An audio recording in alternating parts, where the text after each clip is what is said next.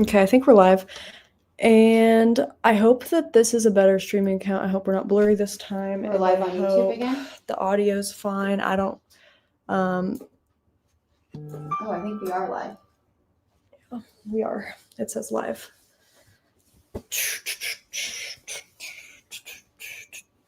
Sorry, guys. Technical difficulties. Is it the same live video as before? No. Josh. Add. One now. Here we go. Yes. Thank the Lord. Well, you're here. That's amazing. Okay, so should we give the backstory again since now it's working? No. I have 30 minutes with him now. Yeah, I think a lot of people got the backstory. Yeah, so a lot of you guys already know who Joshua Petersen is. He used to work for Turning Point. He released a couple of videos on social media.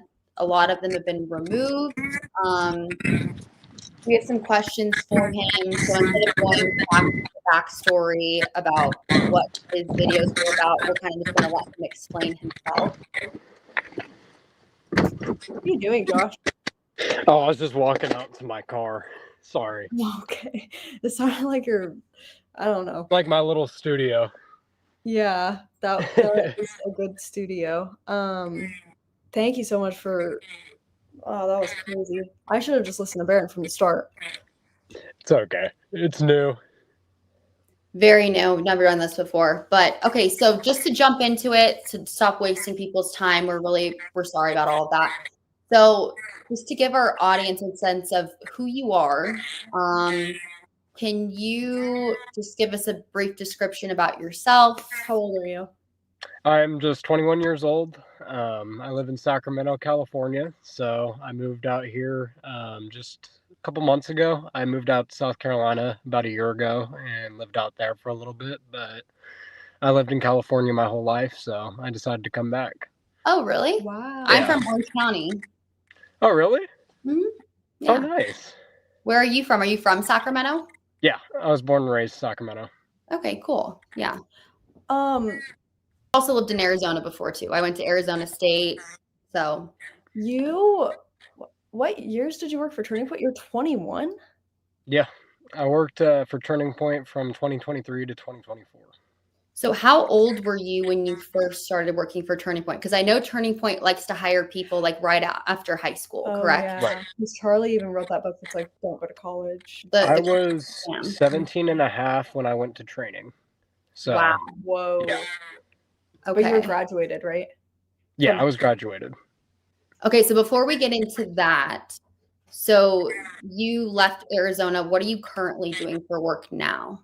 Currently, I do solar work and roofing installation, so kind of a big career switch for me, but I also do public speaking on the side, so. Okay. So You said you started working for Turning Point when you were 17 and a half. Yes. And correct me if I'm wrong, but when you said you were first hired, right? People at Turning Point took you out. Correct. So were you underage at the time? Yes, and so were many other representatives as well. Wow. So you're saying that people from Turning Point USA took underage new hires out in Scottsdale on party buses and got them intoxicated? Correct. Wow. That doesn't really align with their values, does it? Not at all. It made no sense to me from the start, and I was completely taken aback from it. And so how did you get the opportunity to work at Turning Point? And like, did you apply? Did someone recruit you? Yeah, I was recruited through Turning Point Faith. I worked under Boomer Bennett. He was the manager for Turning Point Faith in the West for them. So I worked as a church coordinator at my local church, Destiny Christian Church. That's located here in Rockland. And I worked under them for about a year. And that's when I was kind of poached by Turning Point's main branch. they had a representative come in to the church and talk to me and say, hey, there's an open position at Turning Point. Like, I'm leaving the position. They said to come get you to apply for it. So, like, go send in your application. And yeah. Wow. Okay. And so you were recruited at a very young age. How did they take you guys to bars in Scottsdale? Because I remember in your video you said that you guys took a bus that had like stripper poles on it. Right. And then they took you out and got you drunk. Also, I just wanted to mention on that point, I have been in like a public transit, like a private bus that was rented before, and it happens to have a stripper pole in it. And I was like, oh, that's weird. But like maybe it was the only van that they had. So when you first said that at the very first part of your video, that was the first video I ever saw from you. I was like, yeah, whatever. Like I've been there. Right. Like a lot of party buses have stripper poles in it, but like to have like a Christian conservative company, though, that's where I was like underage kids that are 17. And that's what I also out in Scottsdale. Yeah. How did they get you to bars in Scottsdale if you were under 21? Yeah, so the first bar that they took us to, which was with all the administrators, so I'm talking all the higher ups besides Charlie, obviously he was not a part of this, but speaking of like the college, the person who ran the college department, the person who ran the high school department were there, and they took us to a bar called Buffalo Chip in Arizona. Oh, I've heard of that's an 18 and up bar. Okay. Which is already kind of weird as it is. You know, it's a kind of unmoralistic for Christians to go to bars as it is. So it was kind of weird. And then the second day that we went out was with the senior representatives of Turning Point, and those people got us into the bars. The bouncers did not ID anyone because they knew these people that were taking us in and just trusted them, I guess. And these people went and bought us drinks at the bar and said, hey, drinks on us, like get as many as you want, and would just keep buying rounds. It was really weird. And they were totally aware that you were under the age of 21. Absolutely. Yeah. Wow. Okay.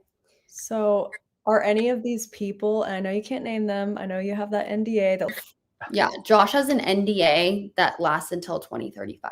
It's insane.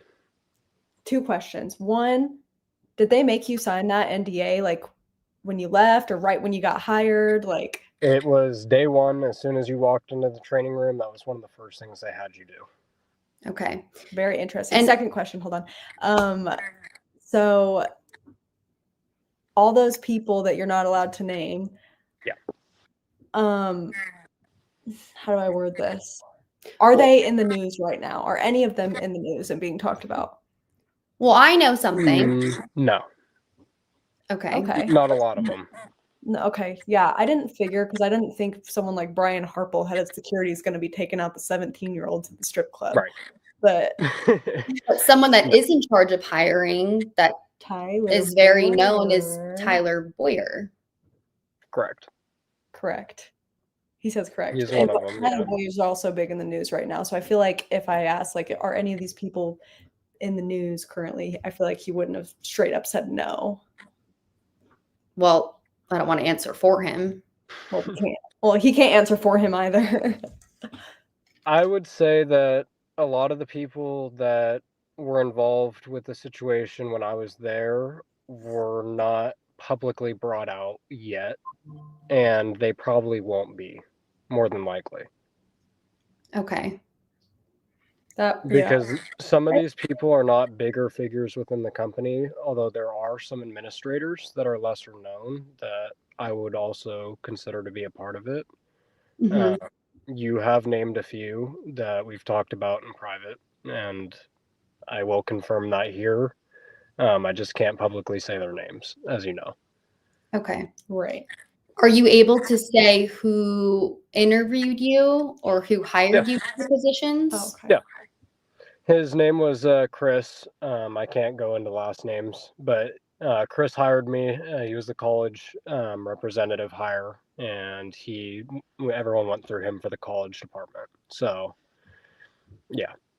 Okay. And are you aware, or are you pretty certain that Charlie Kirk did not know that there were people that worked for him that were taking underage kids out drinking? Absolutely not. He had no idea about this, and I know about this because Charlie wasn't there for the first couple days of training at all. He was actually on a trip doing, I think, an event.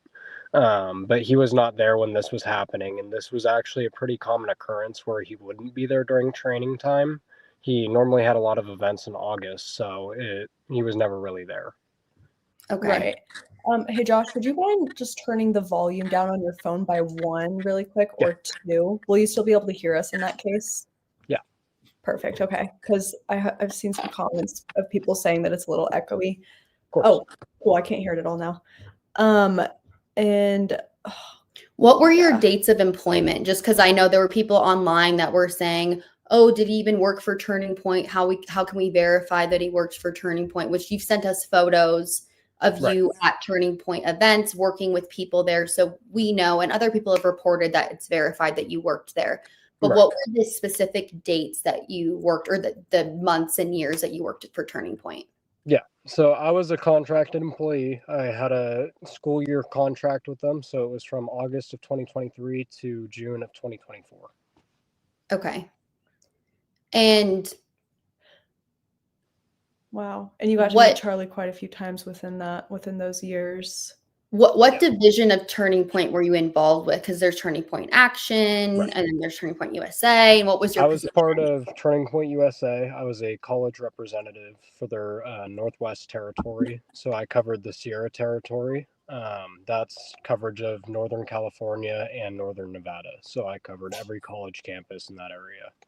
Okay, so you were traveling quite a bit? Yes, a lot. Did you like it? It was a really awesome job, yeah. And like, what was like your day-to-day like activity? The average day, it was very chaotic, to be honest with you. Most days we're driving from Sacramento up to Chico, and then out to Tahoe from there, all in one day is a majority of the time. So it was pretty chaotic. Okay. Dang. And so like, who were like the main people that you worked with that maybe are still there right now? Chris. Yeah. Chris is one of those people. Tyler is one of them as well. Charlie Kirk, I worked with him several times. I had many events with him at Destiny Church too. That is documented and well known. So if anyone doesn't believe me, they can look at that.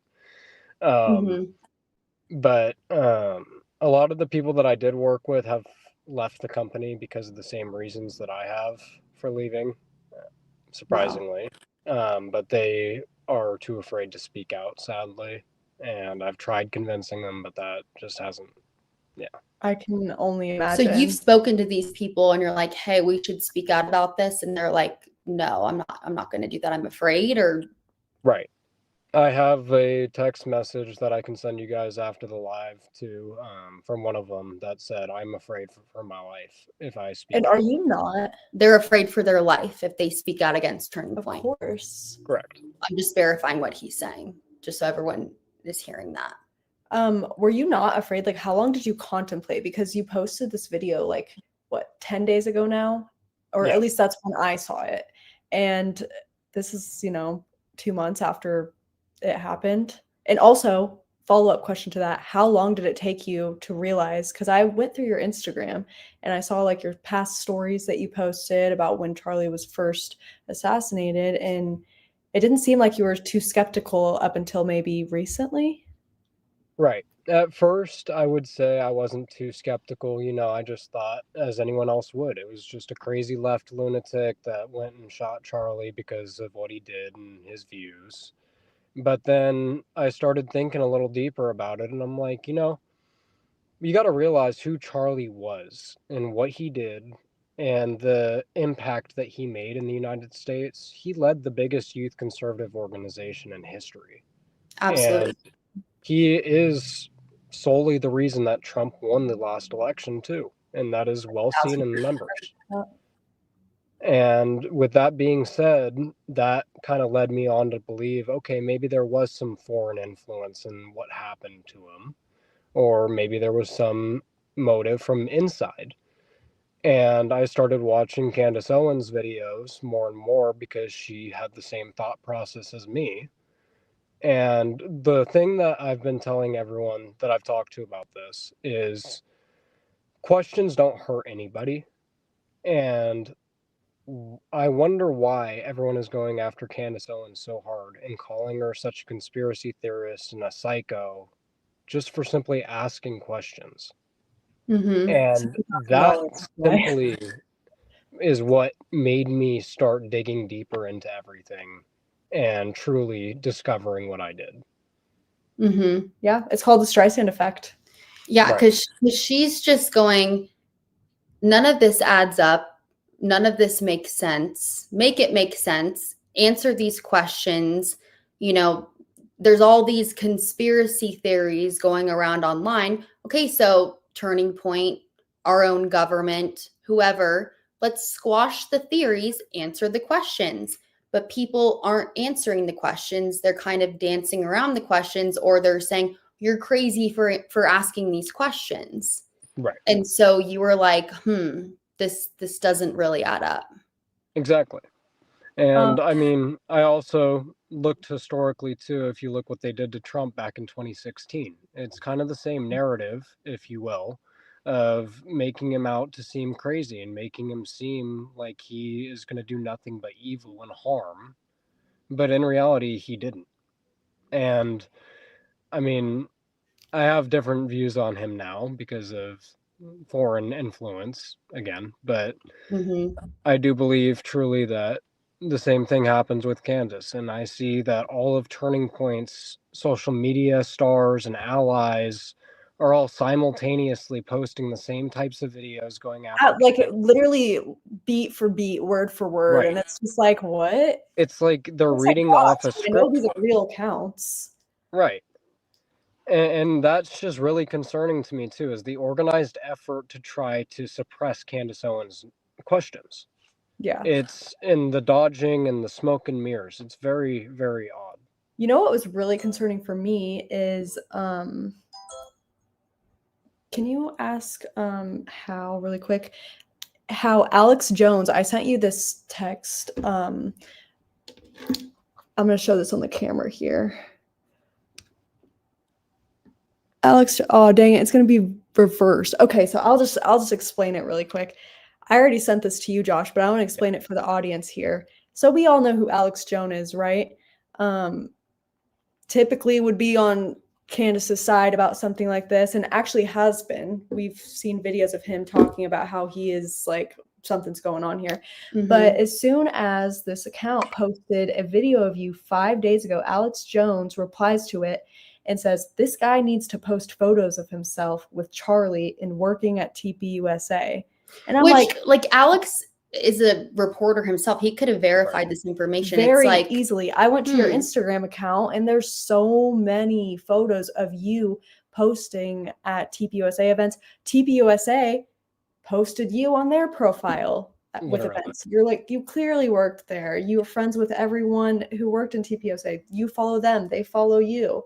And it's like, why, for one, did he like go just do one quick search before tweeting that? And two, why is he even skeptical about this in the first place? I think I replied something that was like, why? Because this is so like, what did I say? I don't know what I said, but I responded, I was like, not Alex Jones too. Come on.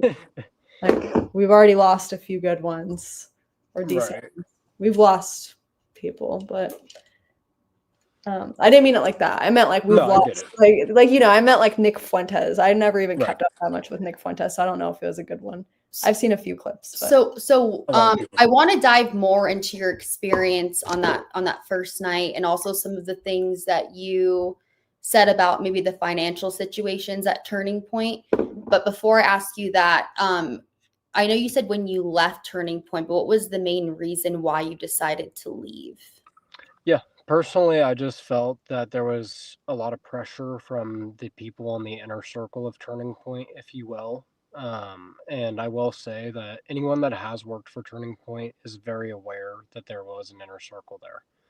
And if you were not a part of that, you are not going to last, you are not going to enjoy your life there, and they're going to make you miserable. And that's exactly what they did to me. They made me as miserable as they possibly could until I eventually just gave up on the job. And what does that How? inner circle mean? And like, what were they doing or conspiring that you didn't want to be a part of?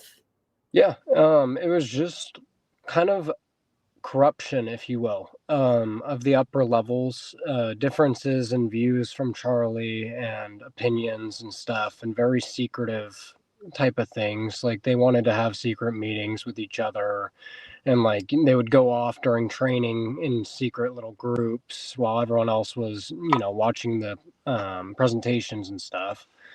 And it was like a little secret fan club almost. Like you get to sneak off and go do your own thing for a little bit. And I never bought into it. I just didn't think of it as a good thing. I thought it was really weird and peculiar that would be going on, and let alone no one questioned it. So were you invited to these secret groups? Yes.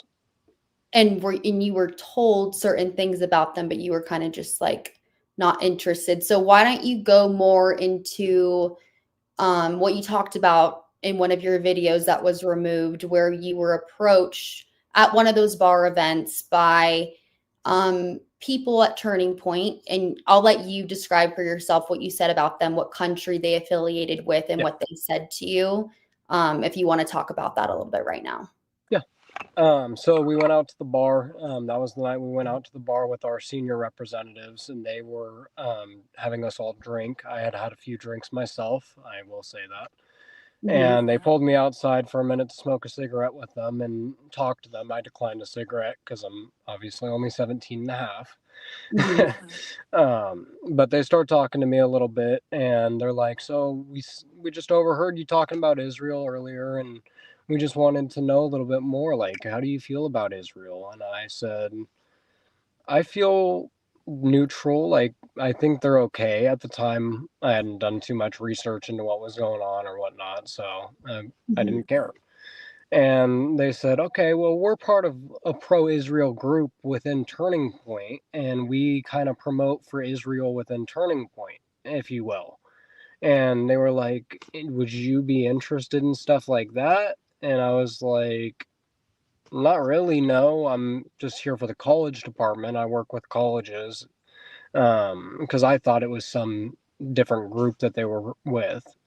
And they said, oh, we're part of some Israeli coalition group that Turning Point hires to come here and work for them. And I was like, okay, whatever. Like, that's weird. And I kind of shrugged it off and walked away. But looking back now, I can see that was very weird and very odd of them to be talking about with me.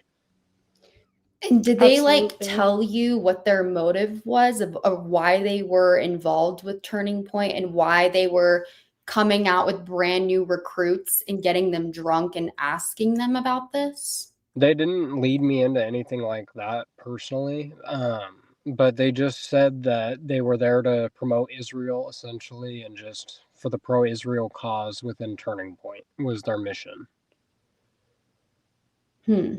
Okay. And so after this night out with these, what would you call them? Did you think that they worked for the Mossad, like the Israeli CIA? Yeah, I mean, at the time I did, and I can't clarify if they did because I don't have their credentials. I don't know if they really Well, they did, said they did. but I believe that they did, yes. Well, they didn't say, hi, I'm from Israel and Right. I work for the Mossad. Is Right, that no. what they said? Or you could just kind of Like, get you that? could just pick it up based on the way they were talking about it. Like, we're part of an Israeli group, like, just kind of implying, if you will. Do you know if they were Americans or if they were like born and raised in Israel? I do know that one of them has dual citizenship with the U.S. and Israel. That's a fact. I know that. The other one, I am not 100% certain on. And do you know if Charlie was aware that these people had ties to the Israeli government? I don't think he did, no. Okay. Why is it that you think that he didn't know? I am very pro Charlie, and I 100% am with you, but at the time, was there anything that set you off like, oh, I don't think Charlie's aware about any of this stuff? And why, in that case, I'm not like, look, you're being so brave now. Kudos to you. You are doing clearly what no one else is able to do, even though they want to do it, other than Amanda and like a small handful of others who I guess distorted their voices. Not sure if that's, I didn't actually see that. But in that case, why didn't you go forward and say, hey, Charlie? I'm sure he's hard to get a hold of. Yeah, but he is very difficult to get a hold of. And he's rarely even at the Arizona facilities when he was alive. He was rarely there. Because he's traveling the country all the time. Right. He had his Live Free or Die tour going on at the time, too, that he was promoting for at the time. So that was just taking off, and he was doing a bunch of promotion for that. So he was never really around in general. And then us field representatives didn't get much of a chance to talk, communication-wise one-on-one with him unless we were doing events. So it was just like you never really got the time to talk to him about stuff like that. And then the people that you were able to bring it up to, they were just going to bury it. And that was the problem. So like your supervisors or whoever your leader was, like it didn't matter if you brought it up to them, really. Right. Because you said you had. Yeah, I was about to say what we're about to say. Yeah, in your video, you said like you brought it up to multiple people, but nothing was done about it. Right. Wow. Is that why you ended up eventually leaving 100%? Like that's fully the reason? That's more of the reason, yes. And then also they just, like I said, they made me miserable. They would make me do a bunch of exterior stuff, like I was saying, traveling to 3 different colleges in one day across 2 states.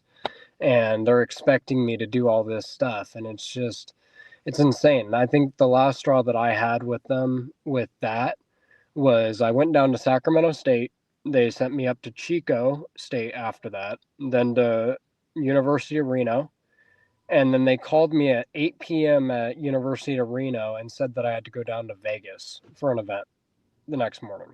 And this is you by yourself. You're just driving around doing this on your own. Right. So do you think they were trying to put you in a stressful situation so you would quit so they didn't have to fire you since you weren't on their team? Absolutely. I think so, because Vegas was out of my territory as it was already. I only covered northern Nevada at the time, and they told me that I had to be down in Vegas by 5 a.m. the next morning, and that I had no choice or else I was going to be fired. So how is any of this legal? I couldn't tell you. One thing on that note is I've seen a few people in the chat here. Do you have access to the chat? Are you able to see it from? Let me see. You are? I don't think so. You don't? Okay. So yeah, I do. A couple questions here. One was from quite a while earlier. People were commenting about how if you are a minor and then you sign an NDA, and I'm not sure how accurate this is, but does it not? I'm sure you've looked into this since it's your NDA and you're like, oh crap, Yeah. Like, is it still legal since he was a minor? And have you talked to a lawyer? As long as you're 16 years old, you can sign an NDA. And then again, an NDA does not matter based on age. Even if I did have parent consent under 18 for some NDAs, my parents would have signed it too. So it wouldn't matter. Okay, so you've told us some interesting stories. You've also made a video about the financial situation going on at Turning Point. I am not familiar with filing taxes with big corporations or anything like that, but you did talk about it. Can you give us like a rundown of what you kind of discovered of the corruption going on with the financial situation with Turning Point?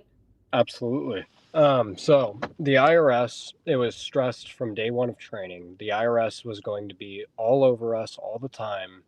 And if we missed a single payment down to a penny, they would sue the crap out of us or come after us as hard as they can. So it was just burned into our heads from the start that we need to be very careful about money. And the thing that drew me to find out about this scheme of money going on was Turning Point USA is a 501c3 organization, which is a nonprofit, non-political, so they can't affiliate with anything. You follow the money from that charity, however, And that flows down to Turning Point Action, Turning Point Faith, and then Turning Point Endowment, which I didn't know about. And apparently Charlie didn't know about either.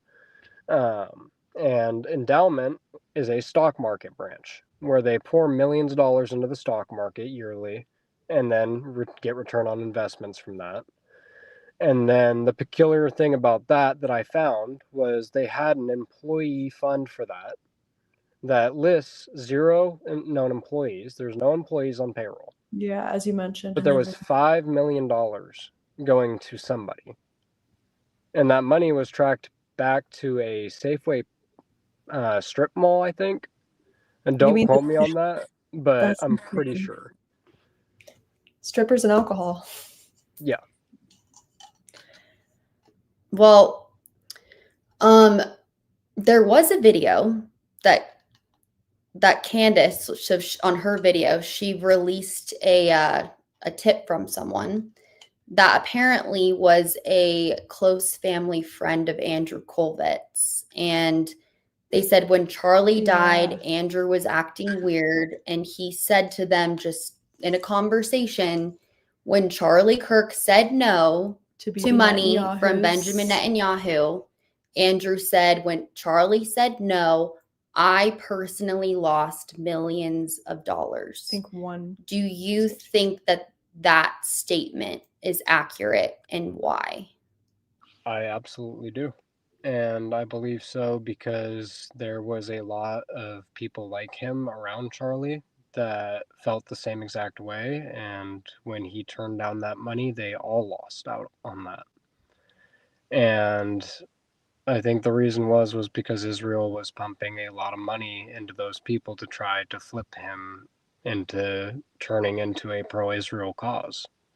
So I personally didn't know any of these names before the past 2 months. I didn't know who Andrew Colvitz was. I didn't know who Tyler Boyer, all these people, Brian Harpole, who's my number one right now, my number one suspicion. Actually, I hate Rob McCoy. I mean, I don't hate him. I can't hate him. You don't know him, but not a fan. Did you already know all these names before? Did you know all these people? Yes. They're popular in Turning Point, right? They're the big guys. Very. So, even though you didn't necessarily work with them or in their department per se, you definitely knew who they were. Yes. They were very well known within the company. Did you have feelings on them before? Yes. I never really felt very positively towards any of the administrators at Turning Point, besides Charlie himself, really, because and that shows on your Instagram that you felt very positive towards Charlie. Even absolutely, you can see stuff that you posted from before he passed away. Yeah, and after. And I know you have to go soon. You guys are good. Okay. I managed to get some more time, so I'm free. Don't worry about it. Well, say thank you to your fiance for we are so our technical difficulties. What's your fiance's name? Maybe he doesn't know. Her name's Shayna. Okay. Yeah, she's tagged. Thank you, Shayna. Shayna, yeah. Thank you, Shayna, for letting Josh stay a little bit longer. This is our fault. So I used to live in Arizona, like I said. I was part of the Arizona Young Republicans group. A lot of those people worked for Turning Point USA as well. And I honestly wanted to quit my corporate job and come work for Turning Point. I didn't. But after going to an America Fest event, I think it was in 2022, it really made me want to work for Turning Point. I was like, wow, like this company, their movement, like it's just so inspiring. And I've met Charlie before, and like I was just like, what an amazing human, and like just had so much respect for him and his company. And I just think if he knew the way how it's become, he'd be disgusted by it. And if he knew what was going on behind the scenes, like he would just be so disappointed and upset. But like people are like, oh, don't you think Charlie would know the characters of people around him? But then again, like, I mean, look at Jesus. Jesus had people that stabbed him in the back. Julius Caesar had people that stabbed him in the back. Like, do you think that Charlie had no idea that these people had any nefarious motives? And if you do agree with that, like, do you think maybe some of those people are the people currently running the Charlie Kirk show? Yes, I do. And that is sad for me to say, but I was going to reference Julius Caesar, actually, because I felt Charlie's in the same position as Caesar. I think that somebody close to him was very involved in what happened to him. I'm not going to speak any further towards that, but people can make their own impressions. And I also believe that people need to understand Charlie Kirk was a very busy man, and he ran so many different organizations at the same time, had to run events for all those and be the face of all of them at the same exact time. Mm-hmm. And it's difficult enough to run one nonprofit as it is that is very famous, but running 3 different ones at the same time, you're all over the place. You can't expect him to be able to know everything about what's going on back home. Right. I have a question. Yeah. Based on what you said and also from the chat here, did you ever happen to meet Erica? Yes. Yeah. And so she wasn't even really employed by Turning Point. Oh yeah, she was employed at the time that you were working there as well, right? No, I don't think so. No, I don't think so. Never been an employee until after Charlie died. Now she's head of the company. Okay, got it. Yeah. So, but she was there. Charlie met us one day for, I think it was the last day of training. He came in to visit everyone, and that's when Erica came in too, and she met everyone as well. Right. Okay. And like a lot of people. Sorry, do you want to finish? Yeah. Go for it. So, since I feel like you wouldn't have an NDA on this, but I'm not sure if you want to disclose this, because I personally don't even know if I am willing to share how I feel about Erica, but are you? Yeah. Yeah, go ahead.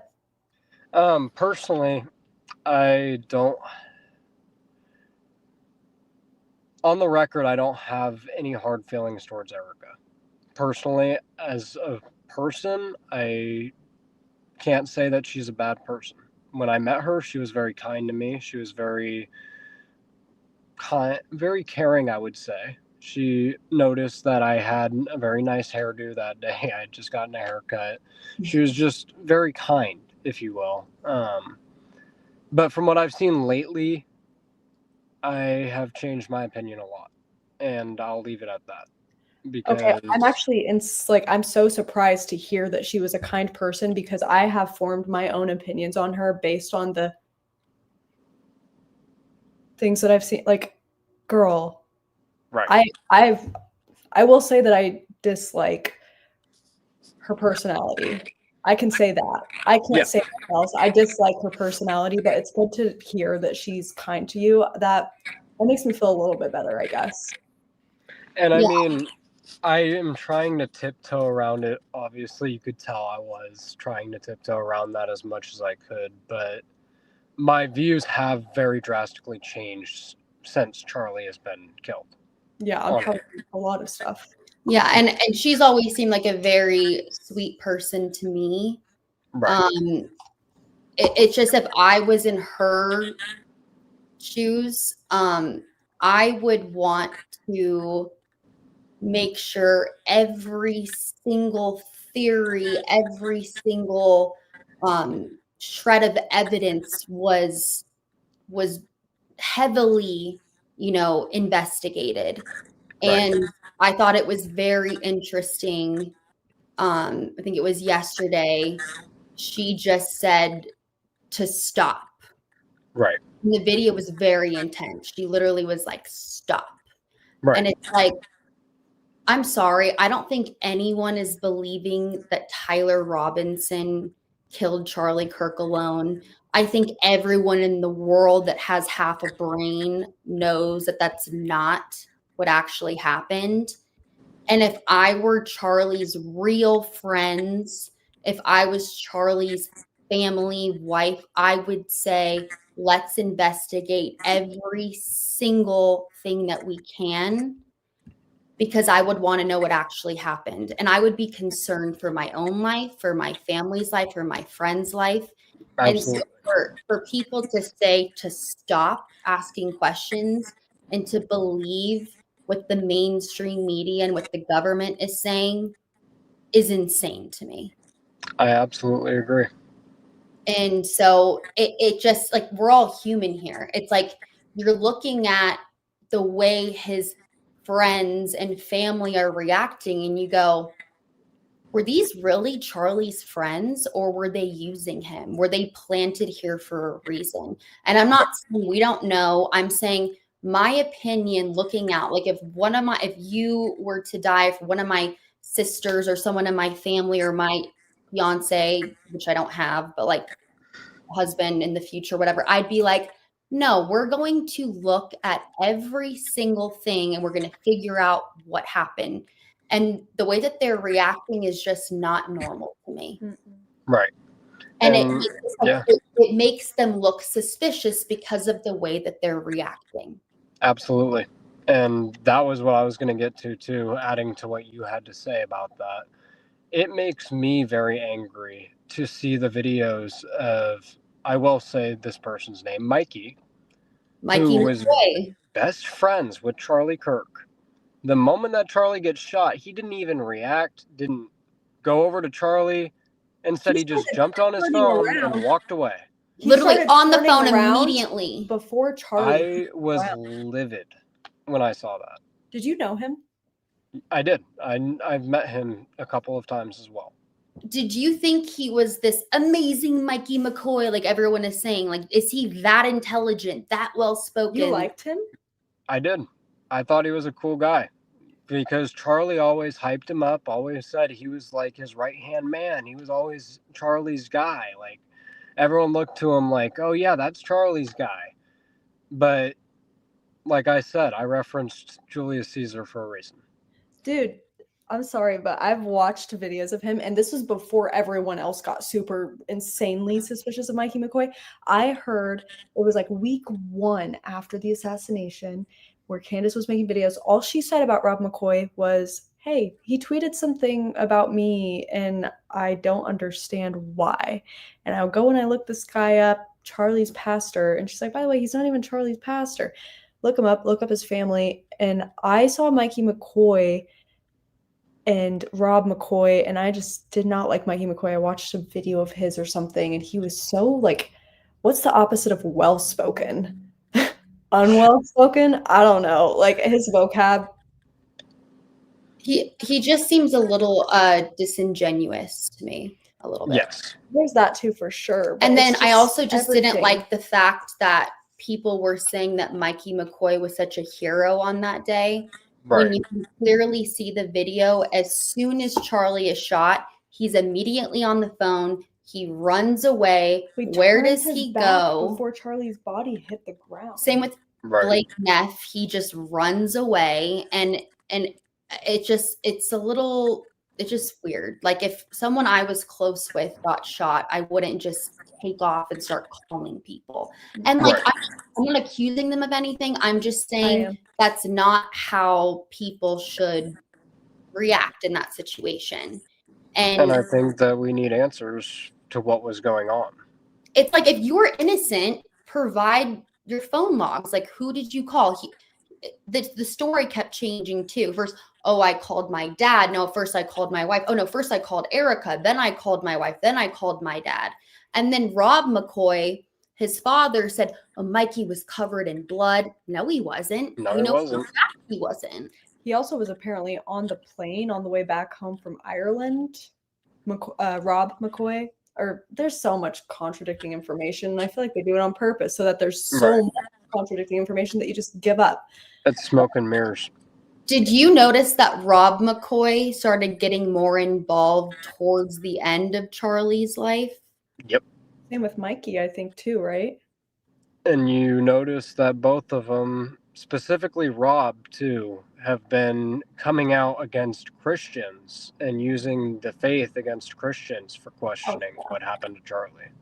Yeah, I think in one of his sermons, he literally said, if you're an anti-Semite, he said like in a sermon, like, you don't belong here.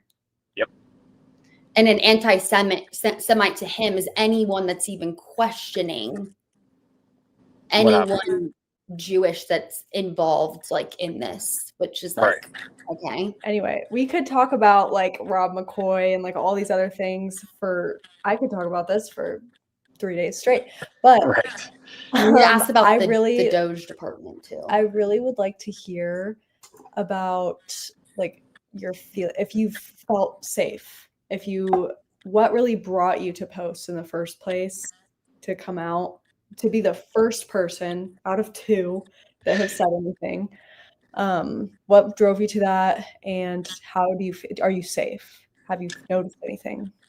I personally understand that I put my safety at risk by speaking out, and I'm perfectly okay with that because I believe in God and I believe that God will protect me regardless. So I have no fear, and I want to make that very loud and clear.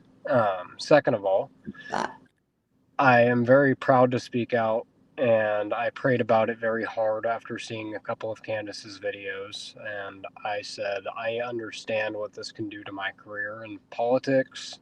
By saying stuff like this, I understand what it could do to my life and my reputation, and I gave it to God, and I feel that my heart was pushed to do the right thing, and the Lord said, let there be light when it comes to the truth, and I said, okay. And we love that. That's how we feel too. When we first started this, I was like, you know, if there are people involved that we wouldn't expect or would hope aren't involved, like this is scary to be talking about. Like, I'm sure like we're being monitored, we're being watched, but I've told this to my family. I'm like, I've always had an interest in politics. I've always loved Charlie Kirk. I've always loved his mission.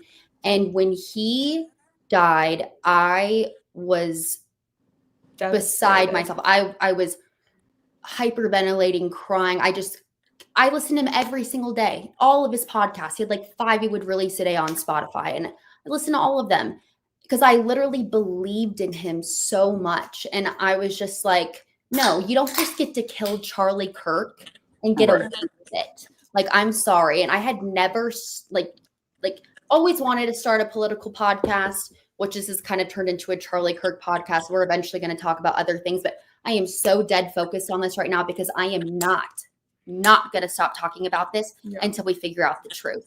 And so, like you said, it's like, I pray to God for protection every night for you, for Candace, for Baron, for Ian, for anyone involved. This new guy, Harry, that's going to go on Candace's show. Have you?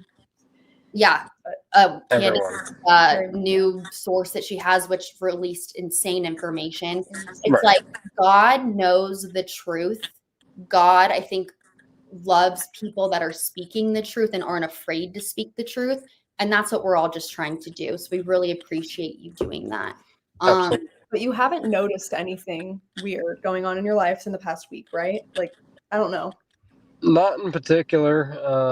I did receive a few no-caller IDs, and I will say that one of these representatives that I did reference, that was a part of one of these groups, leaked my phone number out to several people who have messaged me.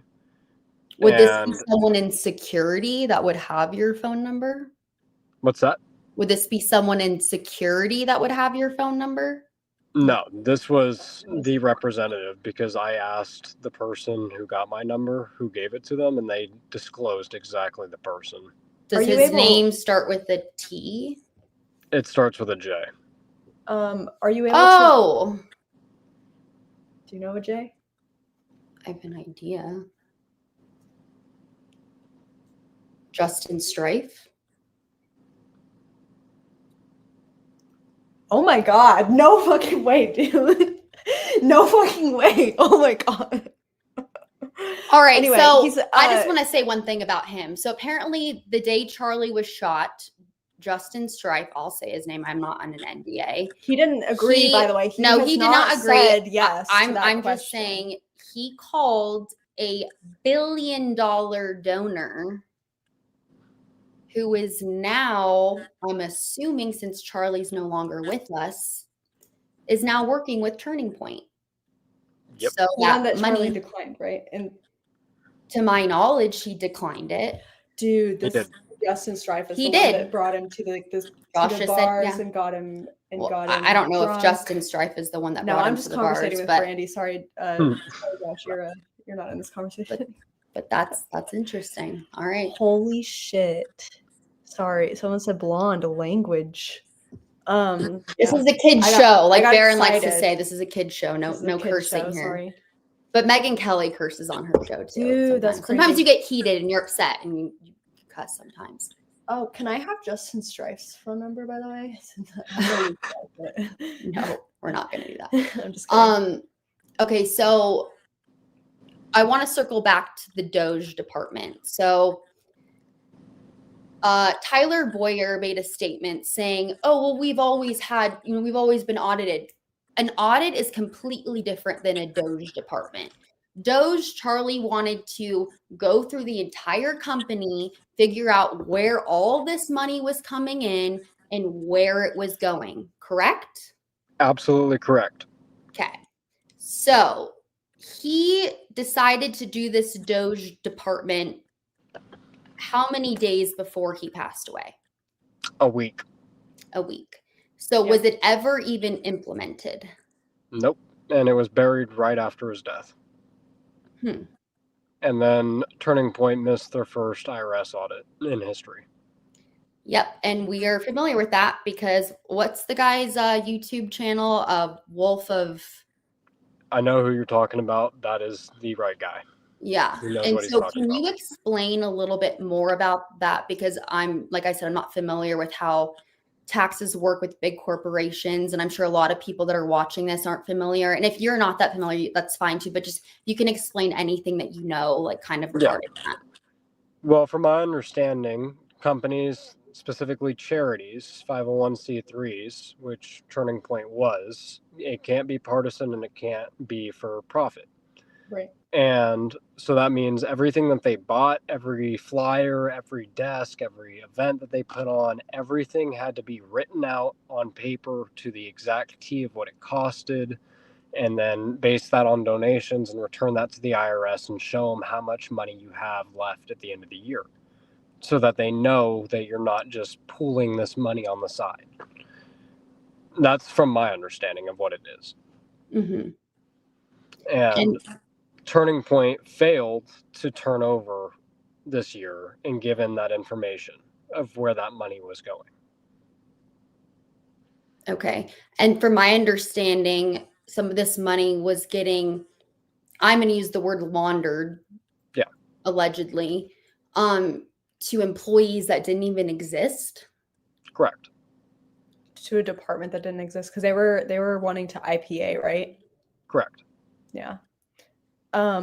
Yeah, insane. I feel like we should talk more about the stuff that you were actually involved with firsthand, because we do have a few more questions. I thought of one and I forgot it. Do you have? Well, we have some questions for you regarding Charlie Kirk's case, how the investigation is going. But before we get into that, is there anything else you want to say about your experience with the Israeli people that were speaking to you?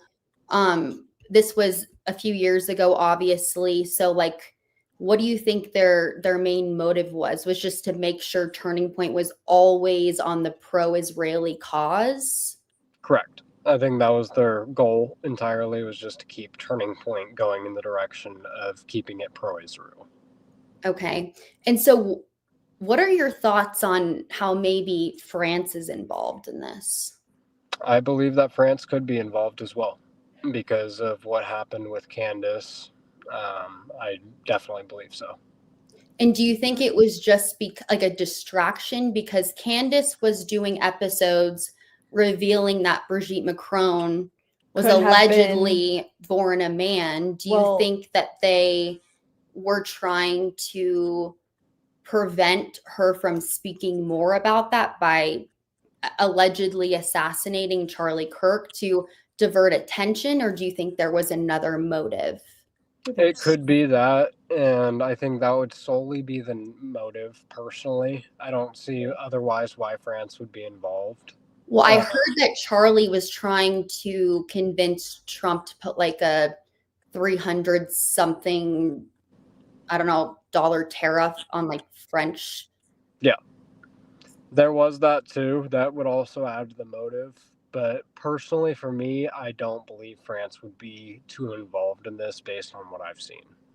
So you think maybe they were involved? Well, I'm sure you're aware of the Egyptian airplanes. Yes. And how France and Israel co-owned this hangar in Wilmington, Delaware, which is where the Egyptian airplanes were going to.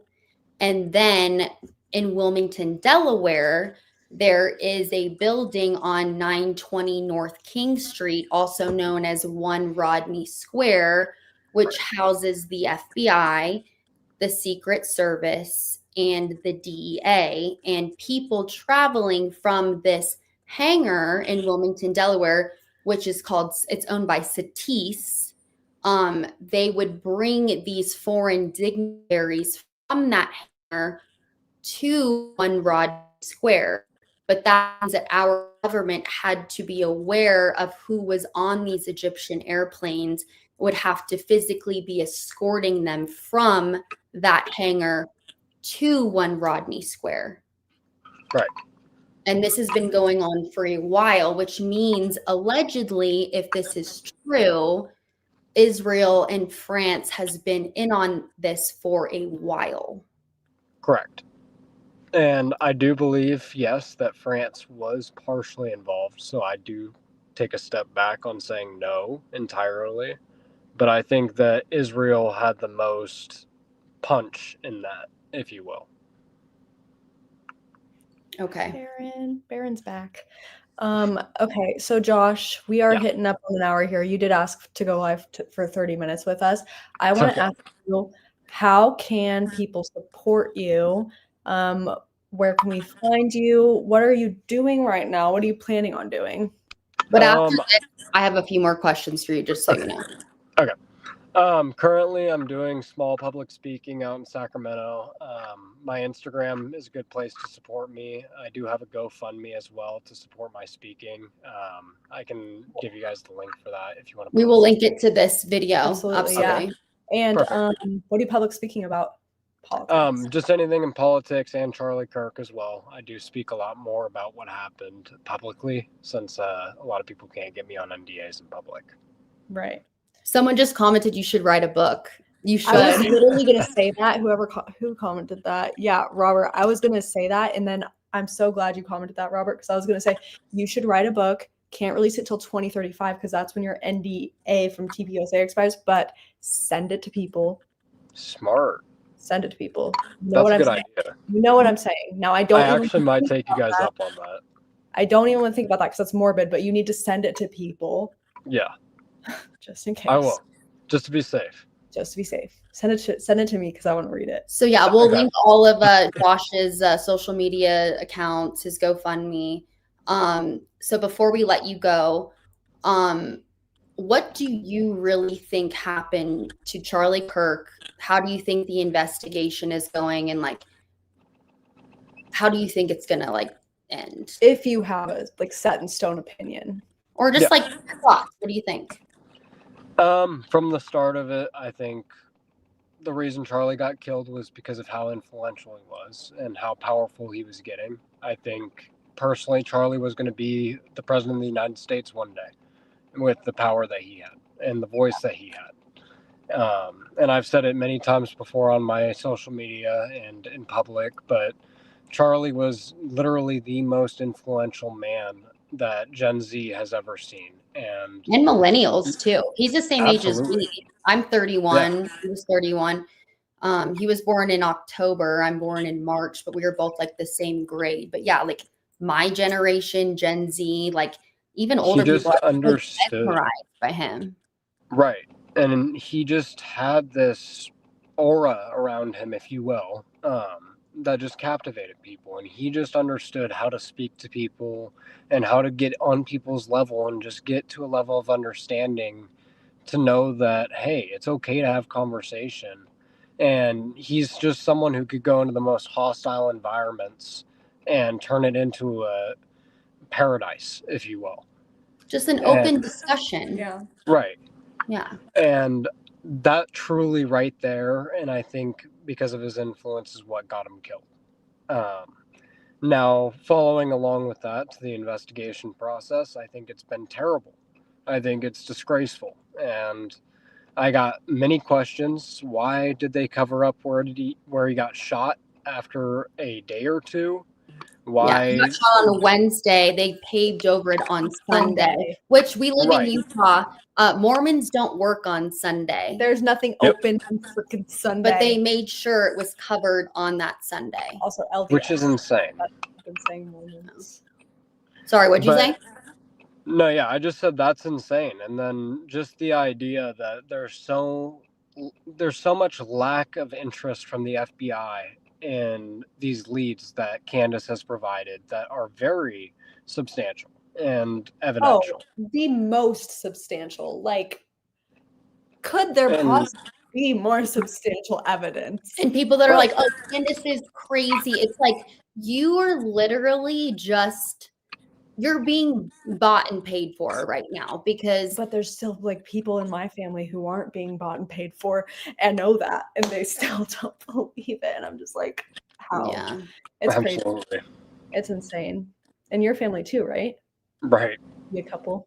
Oh, people in your family also don't want to believe that maybe our government was involved. Oh, I was talking to you. Yeah. Maybe Josh too. Oh, my family doesn't either. Yeah, and I understand it's very hard for people, I think, to wrap their heads around that, people that they believed in for so long. Me as well. When I moved to Utah, I wasn't registered to vote in Utah. And so I literally took a flight to Arizona to go vote for Donald Trump because I really believed he was going to drain the swamp and be the most transparent president and administration. Yet, we're still talking about the Epstein files. Exactly. Right? Clearly, Charlie Kirk's assassination, you're not like, sorry, but Kash Patel, like, you're not being honest about this. It's so apparently obvious. And like, that's my opinion. Like, I'm very, very, very disappointed in this administration. And I'm not saying that they knew, but if they knew about Charlie beforehand, like, literally, like, F you. Because Charlie dedicated his entire life to getting you guys elected. And if that is the case and you guys let him get killed, it's just, there's just no words. There's just no words. And so what is your opinion on how you think this is going to turn out? Because I just don't know. I think if people listen to what Candace said and go Max, I think everyone needs to do it. I think we all need to start asking the same questions Candace is asking. Put the pressure on. Don't stop. We can't stop. Because if we stop or we relent, it's going to go away. It's going to get buried. There's going to be something else that comes out that is just going to be bigger, and this is just going to get blown into dust. But if we keep pressuring like Candace has been and keep consistency with it, they're going to break, and they have been breaking. And if we keep doing it, we're going to get to the answers we want. Yeah, you're so right. I think that people are going to get bored of the story and they're going to move on to the next thing. The next thing, I think they're going to be like, oh, aliens are coming. Isn't like 3i Atlas is supposed to be an alien spaceship that's coming to America or to the world, sorry. And this is going to distract everyone. Like, no, I'm sorry. Like, yeah, that'd be crazy. But we're not going to stop talking about Charlie Kirk's assassination until we have answers. And we don't have any answers right now. And if, like you just said, if people like us, people like you, other people keep talking about this, it's not going to go away. And we keep discovering new things every single day. Yeah. And all of the evidence is going to be so prominent that you can't pay all these influencers like Tim Pool, David Harris, like some of their captions and the way that they word videos. I'm like, that is the most misleading thing you could have ever posted. Like, that is not what Candace said. You're literally taking things out of context. You're fabricating things. You're misleading people that only watch Fox News. Like, some people that I know, like, just, you know, they work, they go home, they watch Fox News, and like, that's their news source. And I'm like, you need to watch other things besides media groups that are literally run by countries like Israel, that are spitting a narrative. That's literally most of them. Yep.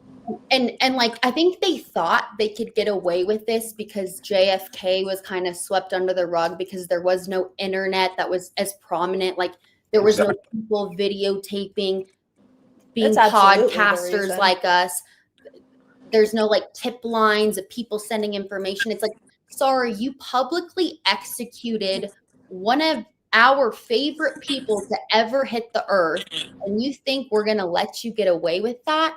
Absolutely not. No. Sorry, but no. Josh, is there anything else that you would like to bring up, or anything else that we haven't really touched upon? What did you? I think we covered everything that we talked about, to be honest. No, I think we did, like, on the phone call. I mean, I think, and a little bit more. Even, I have one more question. So, are there any conspiracy theorists that you really agree with what they're saying online besides Candace Owens? Do you agree with what Candace Owens is saying for, like, 110%? Everything that she has said has been on the right track. And anyone else on that track, I would say Matt Murphy. He's on Instagram. He's just more of a meme guy, but he's on the right track. I know who that is. Yeah. Me and him follow each other. So. And I'm sure you're. Oh, that's cool. Yeah. I noticed Ian Carroll follows you too. He's mentioned you before. Ian Carroll does amazing work. Baron Coleman does amazing work. I am Coach Colin. That's his name on YouTube. He does amazing work. Valhalla. Yep. All these people are trying to spread awareness to what's really going on. And like, we're not bought and paid for. We're not getting sent money. Who would be paying us anyway? Charlie Kirk from heaven. Like, exactly. Whenever everyone's like, Candace Owens is an all, like, yeah, she's just like, she's a fed.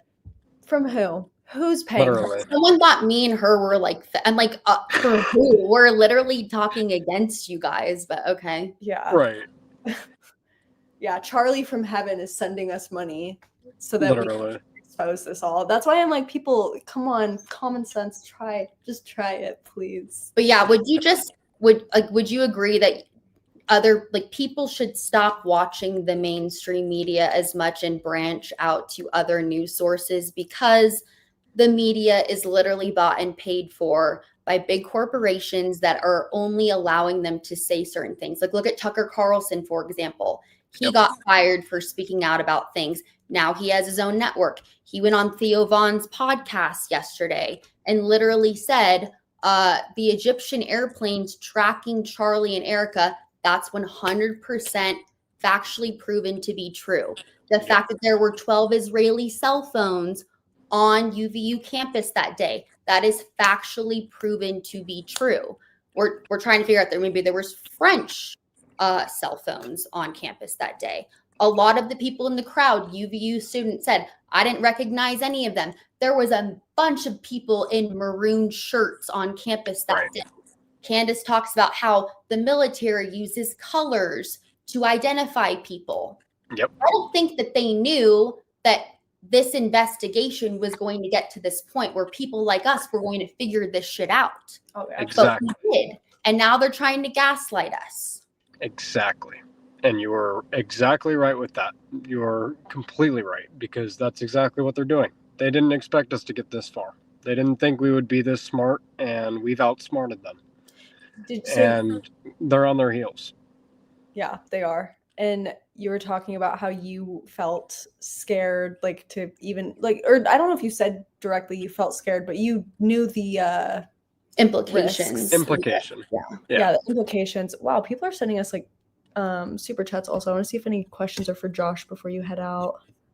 regardless of how. Okay, so we will read these afterwards, but I don't want to force you to stick around for them. Just while we're looking through these, is there anything else you want to like clarify or say before we let you go?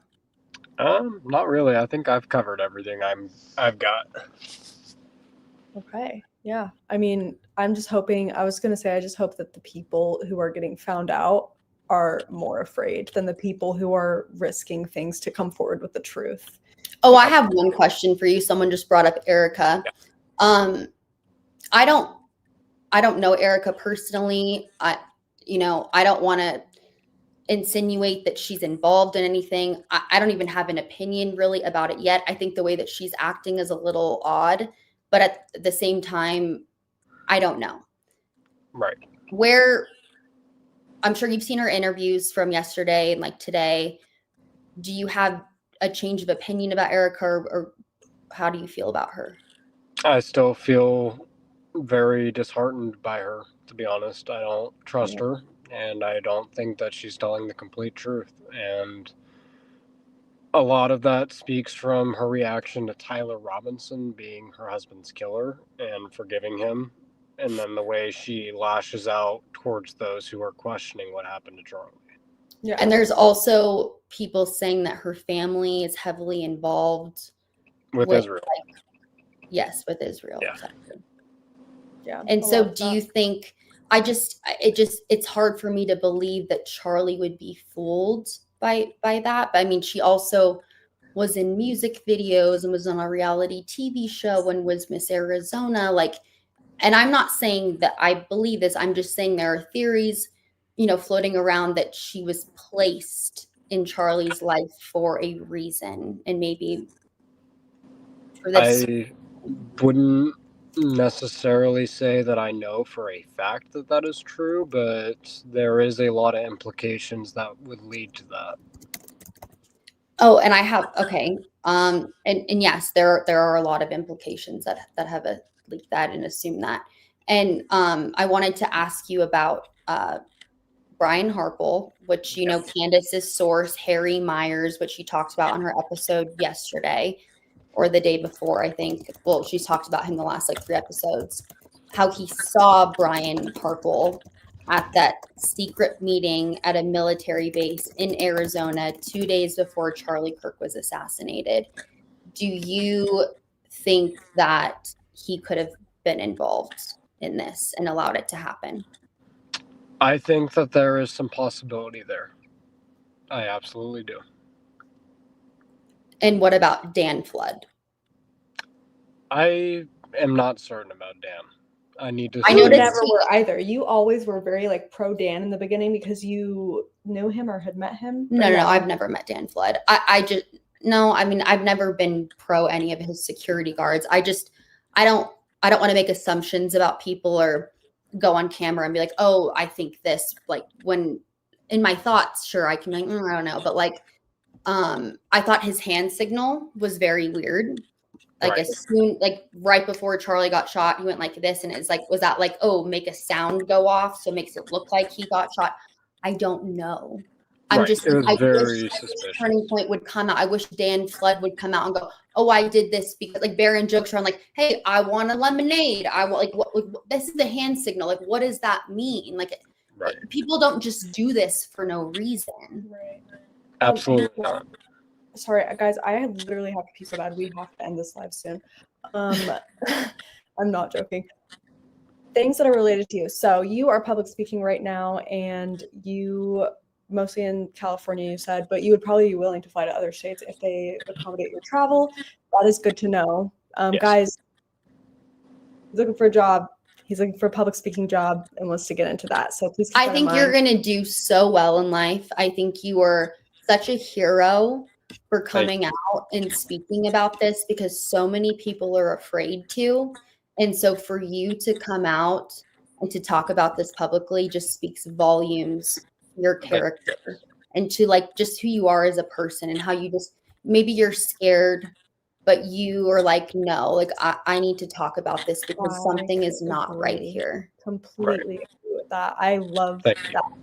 And I'm so sad that more people haven't come forward, but at least. But maybe more people one will. more. Maybe you've encouraged more people to come out, because if there is a group of us, there's enough of us talking about this.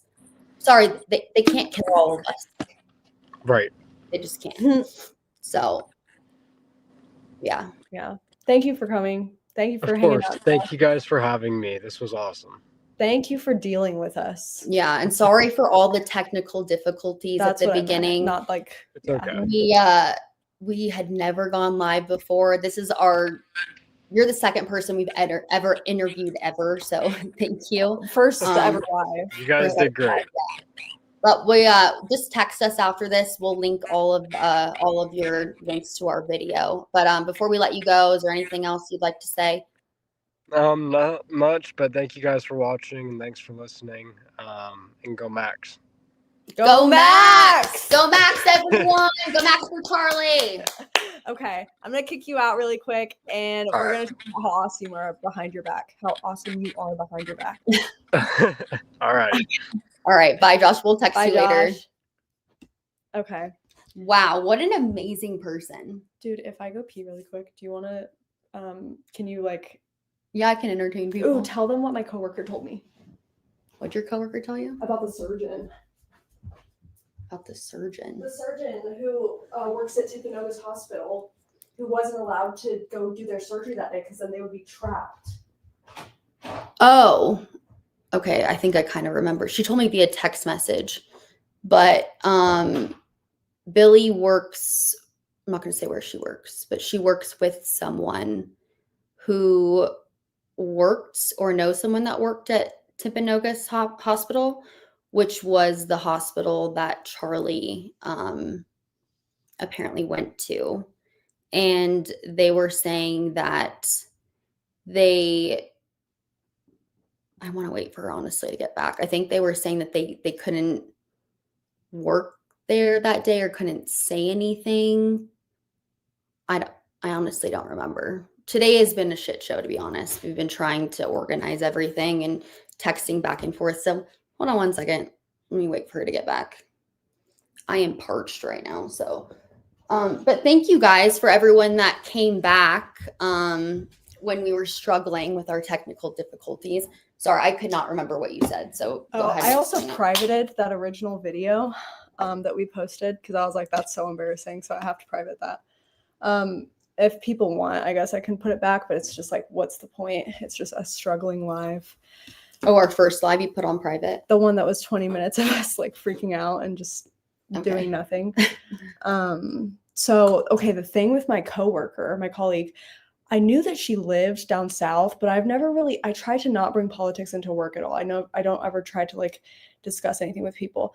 But this was yesterday. Yesterday, I asked her, yeah, so you live down south, like, where do you live? She's like, oh, Orem. It's like literally Orem. And I'm like, cool. And I'm like, so do you live close to UVU? And she's like, actually, yeah, I do. I live pretty close to UVU, like mile or something. I'm like, cool. So did you go to the Charlie Kirk event? I just like keep asking. And I'm like, and she's like, yeah, are you okay? And I'm like, yeah, it's just like, I've been researching this a lot and I found it all really weird. And she's like, well, actually, funny enough, I've been watching some of the Candace Owens episode. And I'm like, oh, she's cool. She's cool. We can talk. And and I'm like, dude, me too. Let's talk about it. And she tells me, she's like, actually, I live next door to a surgeon who works, and it's not Charlie Kirk's surgeon. It's a different guy who works at Timpanogos Hospital. She lives next door to him.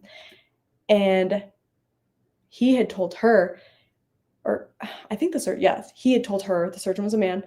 Yeah, so I had a surgery scheduled for September 10th. What happened September 10th? Charlie was assassinated, right? I had a surgery scheduled that day, something unrelated. They told me, hey, if you come in and do the surgery, you're going to be trapped in this building for 9 hours afterwards. So don't come in today. Oh, they pre-told her, right? Your coworker? My coworker's a girl. She lives next door to the man surgeon. Oh, and they told her, if you come in, you're going to be trapped there? They told the surgeon, the man. Okay. Okay, so your coworker lives next door to a surgeon, and Charlie Kirk's surgeon told that surgeon, if you come in today, you're going to be trapped there for not Charlie Kirk's surgeon, he doesn't own the hospital, but I'm assuming the hospital staff or the feds or someone called him, whoever the fuck they is. He received a call that said, if you come into the hospital today to do this surgery, you're not leaving for a long time. So it was already, like you're saying, it was clearly premeditated. It was like they knew prior to Charlie getting shot. I'm not sure. That's a great question. I don't have clarification on that. This is just a story that I was told yesterday, and I was like, whoa, that's crazy. But I'm just saying, if you think about it, if they told your coworker's neighbor, if you come in today, you're going to be here for hours. But that had to have been before Charlie was shot, right? Because Charlie was shot at 12:23 p.m. It just depends on what time his surgery was scheduled for. If he had a surgery scheduled for 2 p.m. that day, Charlie would have already been shot. They could have called him at 1 p.m. and been like, hey, don't come in or you're going to be trapped here. But my question is, why would he have been trapped there? Yeah. Like, why? Okay, yeah, there's like a very important person being worked on at this hospital. Why does that mean this other surgeon can't come in and work on his patient? Yeah, it's like, because maybe they didn't want anyone in the hospital to see anything. Like maybe they had to go through and question them. Exactly. Yes, that's why it's so fucking weird. Like, I'm sorry. And especially if you're on to like, if the surgery was scheduled for 8 or 9 a.m. that day, and they called him at 7 a.m. and said, don't come in, that is wild. You should try to find out what time they called that other surgeon to be like, don't come in. We should just try to, well, we don't, it's like secondhand source, but I could see if we could like, you should just try my coworker to ask him if we can contact him directly and maybe even get a video with him, but I highly doubt it because I feel like people unprofessional. We don't even need a video. We could just try to find out what time did they tell that surgeon, if you come in today, you're going to be here for hours. Right. Because that would be insane if it was before Charlie Kirk got shot. Yeah. That would be insane. And I feel like they wouldn't. We'll try to find that information out. The feds also, in the so comments, bad. we live in Utah. If there is anyone you can think of that we should try to interview, places we should go, we've already tried to contact so many people, Phil Lyman, Jeff Long, the police chief at UVU. Oh, we tried Hunter Kozak. We reached out to Hunter. He said, I don't do interviews with people who are conspiracy driven and not very reputable sources. Like, okay. Well, you're not a very reputable man, for one. So we've also tried to contact one of the EMTs that was at UVU that got denied by Charlie's security team. I've reached out to him on LinkedIn, found his email. So we're trying. Josh was so nice to like take our interview, especially because we're very new to YouTube. We just started this YouTube account a month ago, but we're very, very grateful to Baron Coleman for always like shouting us out, because I think he can tell that we're very passionate about this topic. We're very motivated. I love Baron. Yeah, like, same. He's in the a best. Platonic, like, dad-like way. Yeah. I wish like he was actually in my family. Like, that's so weird. I'm not saying I wish he was my dad because I love my dad, but I'm saying I wish Baron was my uncle. He'd be a cool uncle. Yeah. He's a cool dude. He's very cool. I'm sure all of you guys know who he is, but if you guys don't know who Baron Coleman is, he is so smart, so funny, so entertaining. Literally the funniest watch. person. He doesn't even have to talk about politics. I would still watch him. He's just awesome. Also, I'm sure you guys all know who Candace Owens is. You should be watching her podcast every single day. She drops new facts, new sources that she has. And I'm sorry, but this case is just unraveling because of the things that she's discovering. And Tucker Carlson went on Theo Vaughn's podcast yesterday and literally said that the Egyptian airplanes, like I said, are proven to be true. The 12 Israeli cell phones on campus are proven to be true. And he doesn't think that Tyler Robinson did it. And I think more and more and more people are going to come out and start speaking out about this, because there's just so many people talking about it. And all of the things that, sorry, but our FBI are saying are just, it's bullshit. And we're not stupid. Like, if you only watch Fox News, if you only watch a few influencers on X or on Instagram or TikTok or wherever you get your news source, you are missing out on so much more information. Like, I listen to all sides. I listen to the liberals. I listen to the conservatives that in my opinion, are bought and paid for by Israel. I listen to people that we like Fox News. Yeah, or people that are influencers. Like Nick Fuentes. I mean, I'm really disappointed in Nick Fuentes, to be honest. I used to really like him, and now all of a sudden he just flipped a switch, and I'm like, Nick, what happened? And Ian Carroll called him out too, and he got very upset about that. But it's like, you don't get to go from, Nick Fuentes is very, very controversial. He used to say like nasty things towards Jewish people, which I did not agree with. But I liked a lot of his stances and how blunt he was about certain topics, which I respected that. Now he flipped a switch, and I'm like, who sent you $7,000?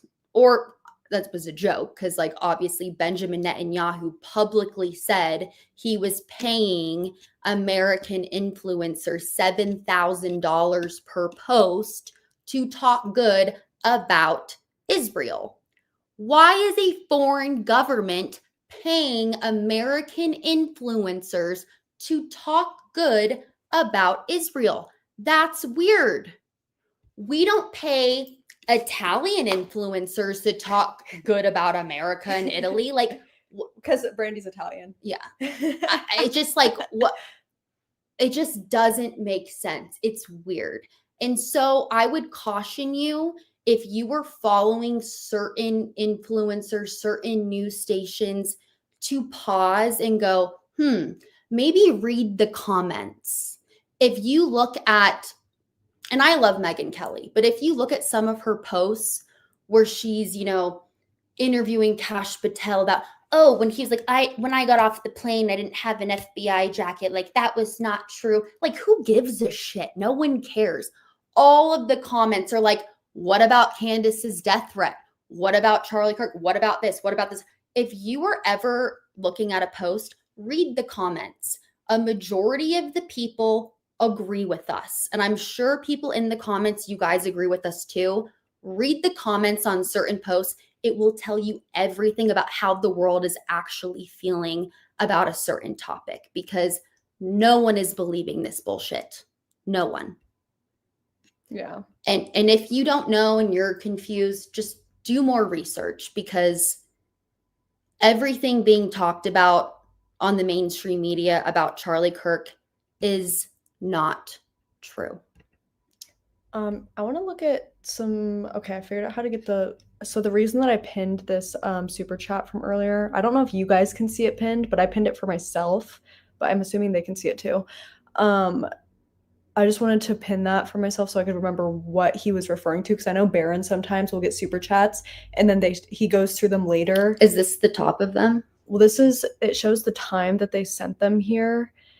And yeah, that's the first one we got here. But I wanted to pin this one for myself so I could be like, what? Because what if we like read that later and we were like, what info? But I wanted to like pin that.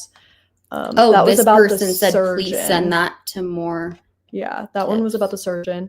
Thank you, L2 Design. I think you also sent another super chat. So we'll come right back to that. Thank you for the super chat.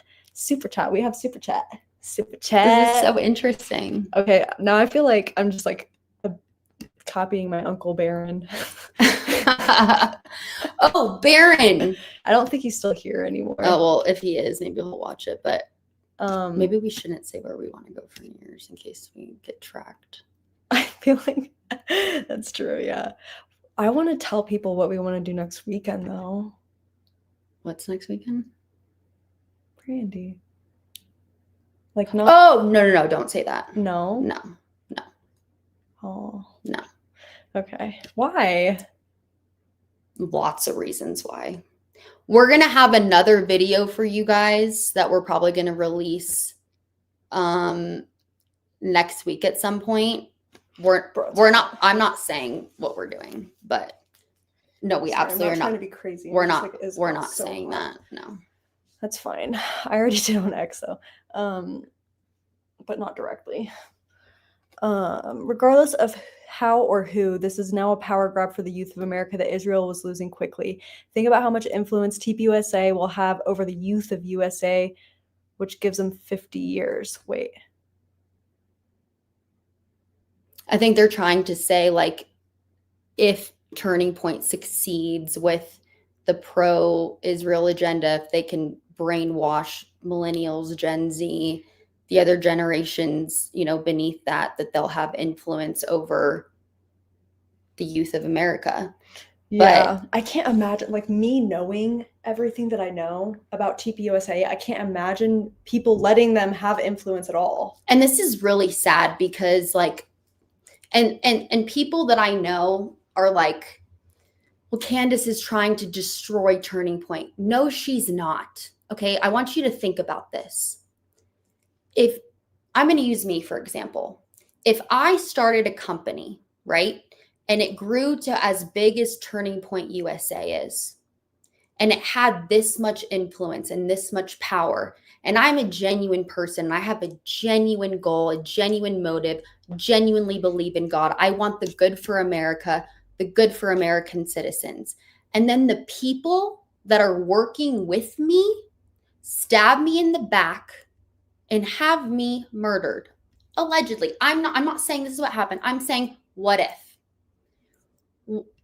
Do you think that me in heaven, would want you to continue supporting this company that was in on my assassination and is literally going against everything that I stood for?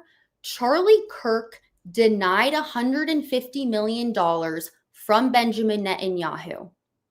He denied money from a bunch of supporters and donors that he did not align with. Then he gets murdered, and all of a sudden, that same company is welcoming the money from the donors that Charlie said no to. I don't care about the company anymore because the company isn't the same company anymore. Yeah. The company is a completely different company. The goals, the morals, the values, they're changed, they're done, they're gone. Mm-hmm. If I was in heaven, I would look at Candace Owens and say, keep doing what you're doing, because the people that I thought I could trust stabbed me in the back. Well, I mean, and that's no longer my company anymore. She has text proof of him saying that basically while he's still alive. He literally told her you that. are going to be the only person that. He literally said, and you can look this up, in text messages between Candace and Charlie, he said, I think Turning Point's going to be the death of me. And he said, I want you to be my David. And that's exactly what she's doing. Candace Owens is doing nothing but being a good friend to Charlie. And I'm sorry, if I were Candace, I would be doing the exact same thing. So we support her 1,000%. And you all should too. You guys should go watch every single video she posts. You should research shit on your own. But do not say that Candace is being crazy. She's being a bad person. Oh, she's making money. That's the stupidest thing I've ever heard. And if you do, Brandy's going to show up right in your nightmares. It pisses me off because you want to know what? Candace didn't make t-shirts and mugs and is selling shit to make Candace has always had a podcast. Always. She is doing what she does, what she's always done. She's going live and she's doing her show. She has dedicated every single episode since Charlie died to Charlie. So people saying that she's trying to make money off of Charlie, that's fucking bullshit. Sorry, I didn't mean to cuss. I'm just annoyed by this. No, I'm sorry. After Charlie died, Turning Point made $90 million within the first 2 weeks of his death. They were selling t-shirts and merch at his memorial. I'm sorry. I think Baron Coleman said this. I have never been to a funeral where they're selling hats and t-shirts. It's disrespectful. So don't say that Candace Owens is making money off of Charlie Kirk. I'm sorry. No. Turning Point is making money off of Charlie Kirk's death, not Candace. Mm-mm. Yeah, it's so funny. Also, if you guys ever see me laugh during a very serious topic like this, It's not because I find it funny that because I'm getting so heated. No, that's really not even why either. I just have a very imaginative mind. So when you start talking about like people selling hats at funeral, I'm sorry, but I'm imagining my it's just so ridiculous on a hat, like me sitting at his funeral with a hat of like his face. And it's like, okay, I get it. It's like, okay, obviously you want people to wear freedom t-shirts to support Charlie Kirk. That's great and all. That's fine. Whatever. Do whatever you want to do. But don't go and then attack Candace for trying to profit off of Charlie Kirk's murder when you were literally doing that at his memorial. Okay. I still have Turning Point emails because I used to donate to Turning Point every single month. It was $30 a month. I did it for years. I stopped donating, but I still get their emails multiple times a day. And at the end of their emails, they go, we need you to donate. They send multiple emails a day asking for money. And they just had an event at Mar-a-Lago, and I believe they made, I don't know, I think it was like 40 million or something in one night. It was like $10,000 a plate, and like I don't know, just ridiculous. And they had Charlie's microphone in a glass case.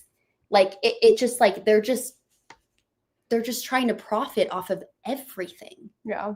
And it's really sickening, to be honest. Okay. So next super chat. I was trying to move on. I don't want to try to not spend like 30 minutes per let's just go through them. I mean, yeah. Temple of Doom. I'm not gonna lie, L2 Design. I looked that up as soon as you commented that, and all I saw was Indiana Jones. So I added LDS to the search, and LDS once again, Temple all of I Doom. saw was Indiana Jones. So like, look, you look up like Temple of Doom LDS. I think I know what documentary. I think it's a documentary that he's talking about. Why don't we just tell him to send another chat and explain it more? Yeah, it doesn't have to be super chat. L2 Design. You can just send a normal comment and wait. just Also, explain. we have a tips email. Oh yeah, what is it?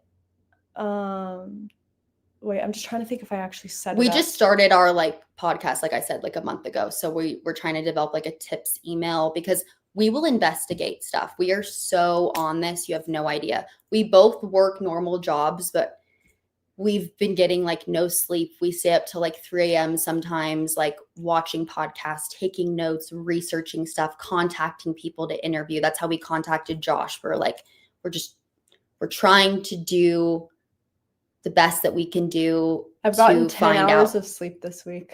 No, I missed today. I've gotten 14 hours of sleep this week since Sunday night. It's Friday tomorrow. Sorry. We're actually a lot more tired than we look. Maybe we look tired. I don't know. Anyway, Temple of Doom. I think that's the documentary that people are like, it's like the different type of LDS. It's not like the main one. And this is Danka. Thank you. Danka. Danker 7241. Thank you. That's awesome. Thank you guys. Keep pressing. That's awesome. Like, thank you. $10. That's so nice. Thank you so much. When I send a super chat to Baron or Ian or Candace, whoever, I'm always like, they need to hear this. But like the fact that people just send like super chats just to say thank you is we really appreciate that because like I had never even like I think done like a video of me talking and posted it on the internet because I was just so cringed by like me speaking on like camera and my voice being on camera. Dude. And I spent so much money on like podcast equipment, as did she. And like I mean, we have a bunch of lights around here. We have cameras, we have microphones. Like we were just like, okay, we're not going to like half-ass this. We're going to spend money. We're going to make sure it's good quality, good sound. We hired like an editor. We were like, we want our videos to actually go viral because we want our opinions and information to get out, and it's not going to if it's bad quality. So we appreciate you guys sending money because we spent a lot of money on our this. Friends and family. That's what drove us to this. Our friends and family knowing nothing, nada, zip. Well, my family is very like much like involved. Like I have to say something about my not, father. And not but, knowing nothing about politics in general. I mean, knowing nothing about the Charlie Kirk investigation. Yeah. My family also doesn't know nothing about politics. They also watch their Fox News. Except my dad he's gotten so into like our podcast. I don't know if he's here, but he's like, he texts me all of his input on the episode. I don't even tell him that it's posted. He's just there. He just subscribes. But my dad, shout out, love you so much. When Steve. I was a child, that's fine. Anyone can like look up anything. He used to pick me up from like swim practice, and I'd be like, Dad, can you turn on Top 20? Like he had a Hummer, like his car, and it was like the touch screen, like Sirius XM, and he would be listening to like Bill O'Reilly or something, and I'd be like, can we listen to something else? He's like, no, Brandy, you need to listen to this. This is important. And I'd be like, fine. And I didn't really even get into politics until I was maybe like 23, 24. And then I literally became so obsessed with it because I understood how important it was and like how it affects everyone and everything. And ever since then, I've just been like, thank you, Dad, for instilling in my brain at such a young age that this is really important and we should be paying attention to this. And now I'm like obsessed with it. And I never thought that I would ever say that I feel like our own government that we elected is a little corrupt, but that you flew to a different state to go elect, to go vote for. Yeah. And she also like convinced other people who were living in a different state to fly to their home states. Like, I don't know how many people's names I should bring up, but yeah, I just was like, it's so important. I convinced some of my cousins that had never voted to go vote, like joined the Arizona Young Republicans group, like just wanted to be as involved as I could because I just really wanted to make a difference. Yeah. And now that I'm seeing the corruption and what is going on and how possibly people could have turned their back on their biggest ally, which was Charlie Kirk. Sorry. My passion, you guys, not you, but the government, whoever turned their back on Charlie, you took my passion to a whole nother level. I love that. That was good. I'm not going to stop. I love that. That was so good. I know you're like, she's not even acting right now. This is literally how she feels. 1 year ago today, when I thought it, like, I was never listening to politics. When I thought of politics, I thought of Brandy. It's like, if I ever have a question about what's going on in the world, I'm going to call Brandy and ask her because I don't know. Like, now, obviously, every waking second of my life, Billy's heavily involved now, is dedicated to learning and growing, both technologically and politically. Really quick, I just want to do this very quick because I want to get more into super chats, but a very funny story. Billy and I met in Portugal. Don't tell him yet. Why? Guys, I don't know. I wanted to save it as like a happy 1 year of the video. You guys want to hear how Brandy and I met? Well, no, let's just tell them now. It's too late. There's only so many people watching. I know, that's why. One of my other best friends, Marcy, I think she might be watching. Love you, Marcy. Hi, Marcy. Me and Marcy went to Portugal, and I went to Portugal too. Well, yeah, I'm going to get into that. So we were so hungry. It was like 4 a.m. We're in Lisbon, Portugal. We could not find a place open. So we go to McDonald's, right?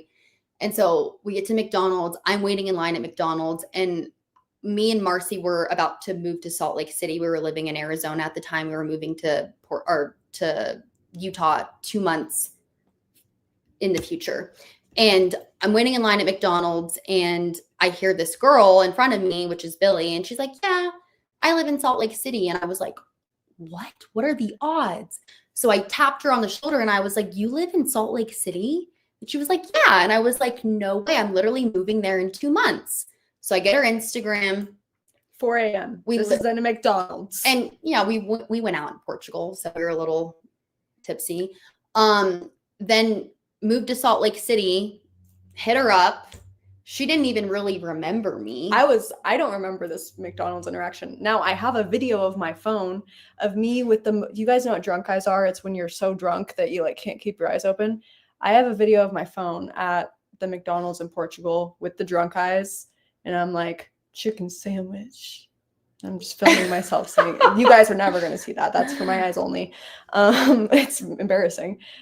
So I know that I was at a McDonald's at 4 a.m. And I know that I woke up to a message from this girl saying, can't wait to hang out with you in Salt Lake City the next morning. It's like, cool. I made Didn't some remember friends who, last though, night. but I made some friends. To her defense, she literally didn't remember me, but still drove to my house and goes, well, hopefully this girl's cool. I did. And she comes to my house. So Billy and I've never really met another girl that likes nicotine pouches. Oh, I want some. But she had some in the back of her pocket, and Marcy noticed. She was like, oh my gosh, do you have, I don't think we should say the brand. No, do you have nicotine pouches in your back have pocket? them, it makes a circle. And she was like, And oh my you can God, see Brandy it. loves those. And I was like, oh my gosh, you like those too? No way. And then we start talking, and we both have the same exact birthday. We are both born March 4th. And Billy's a little bit younger than me. Billy, you're 26, right? Yeah. I'm 31.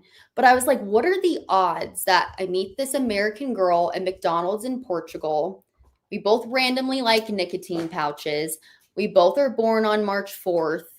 And then, I don't know, I just had this feeling you were going to become one of my best friends. And then, well, both of us either don't feel super comfortable around like other females typically, but we both felt comfortable, and with Marcy too. I want to include her in this, even though I don't know if she's still in the chat, but she was there. Like, all three of us liked each other from the start. And that's kind of, well, you like everyone. I pretty much like everyone. I just tend to have I just vibe more with like guy friends because I don't know. But I'm skeptical. I'm cynical of like humans. Anyway, should we get on with this? Isn't that the most insane random story? Oh, someone commented Pisces. Yes, we're both Pisces. Yeah. But yeah, I'm just like, so I'm totally a Christian. I totally believe everything happens for a reason. I think people are put in your life for a reason. I moved to Utah because my parents were retiring here and I wanted to be closer to them. I would have never imagined that I was going to move to Utah, but I think God put me in Utah for a reason. I think it was because of what happened with Charlie Kirk, which I didn't obviously know was going to happen at the time, and also to meet Billy and to do this podcast with Billy, because I think that we are doing this for a reason. I think we're doing this for a purpose, and I think that purpose is starting to come to light now. And it's just really, really cool how God works and how he puts people in your life at certain times for certain reasons. And like anyone that doesn't believe in God, like give him a chance, because he will transform your life and you will see doors open. You will see doors close that weren't supposed to be open. And once those doors close, new opportunities will come about and it will all make sense to you. And so that was just going to be my 2 cents about that. I like that. And speaking from experience, it's not a one-time like, okay, I accept God now thing. It is like, if you haven't always been religious, I haven't always been religious throughout my life. I wasn't really raised going to any church or anything like that. So it's been like a constant, like I just have to keep reminding myself, like, you're not just going to feel, you like Brandy said, just give it a chance. Give God a chance. I've made crazy, what's the correct word for this? I've never preached on religion in my life. This is my first time ever. My first experience, I guess, first-time experience, not right now in this moment, but like in the past 6 months of like, whoa, I'm starting to feel like I'm making progress here. Like we have a purpose is what we were saying. Yeah, but I mean more so in the religion aspect, I guess. But anyway. Like God, like put you on earth for a purpose. We're all on earth for a purpose. And it's like, you just have to figure out what that purpose is.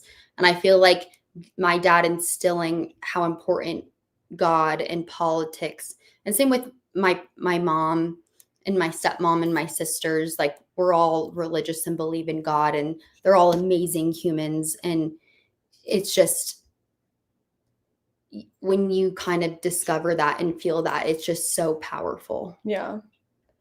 Okay. Jenny P8020, you have been living, you moved in. You moved in. She paid rent to move into the home screen here. She's been living here for a while. Oh. She paid rent, her $9.99. Thank you so much for the Jenny P 8020. Jenny P. I think she's commented on some of our videos before too. I think I recognize her name. But thank you for supporting us. That's super thank you. nice. It's so nice. This is so humbling, honestly.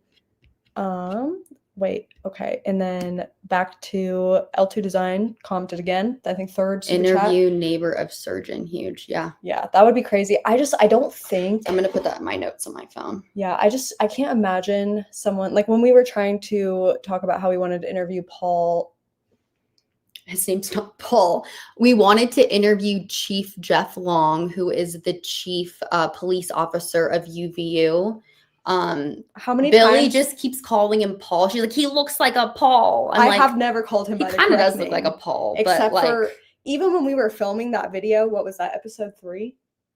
Yeah. The amount of times that I said Paul during that edit and we had to cut it out, and oh my gosh. And I'll call Brandy, I'll be like, hey, has Paul responded?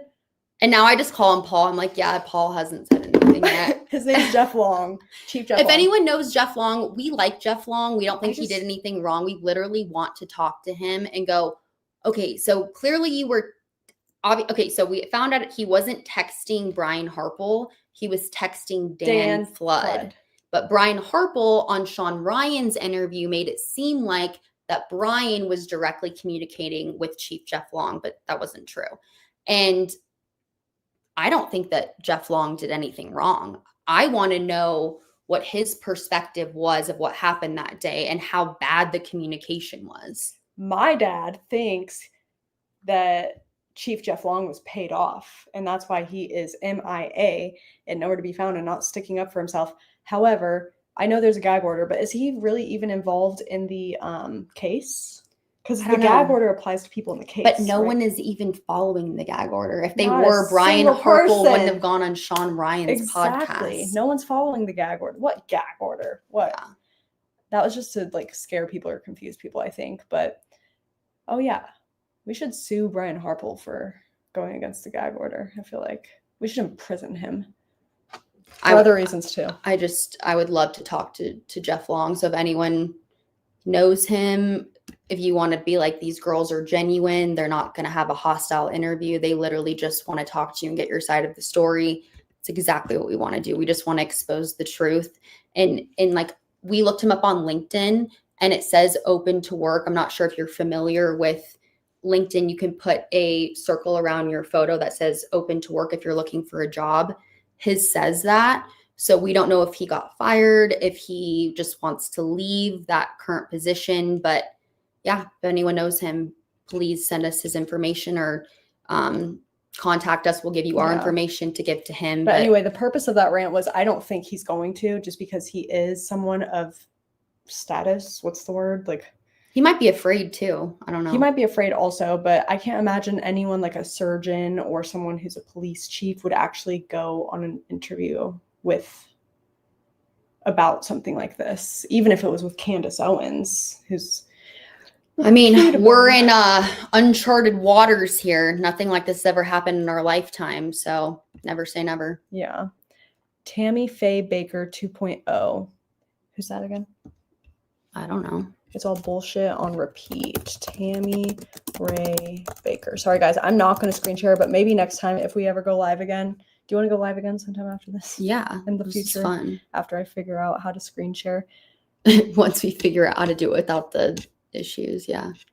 Twin Falls, Idaho. Tammy Ray Baker. Was she murdered or something? Hold on. How about I go with who? Tammy Baker was a beloved individual known for her deep love for animals and her family. She was born in Oregon but raised in Idaho. She married her lifelong soulmate Daryl in 1996. They had a blended family with several fur babies. Wait, Tammy passed away. Yeah, I'm just going to read this summary. She passed away October 4th, just 2 days shy of her 60th birthday.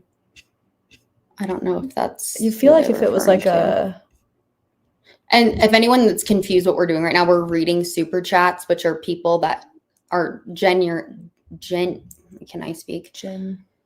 They're generously sending us money for doing this video and they're sending comments which, for by us the to way, talk thank you. about. We really haven't made any money since we created our channel. No. We just got monetized for views. I'll be like, anytime you guys want to know, hey, have you guys profited yet? No. The answer is going to be no until like probably as long as we keep up with a weekly schedule of posting a video, and if we keep going live, we won't profit until at least like February, maybe even March, because we just really appreciate keep track it. of all the finances. Mm-hmm. We keep track of everything. I'm never gonna pull a TPUSA on y'all. Like if you want to know how much we have made versus how much we have spent. Oh, it's well, even we're just now making money, which is really cool. And we're not going to talk about money for like a while, but like we've just spent a lot of money into doing this, and it's not about that. Like we're just passionate about it. It's really, it's really nice of you guys to donate money because of the hours we put into this. Like I said, I get off at work at 5. She gets off of work at 6:30.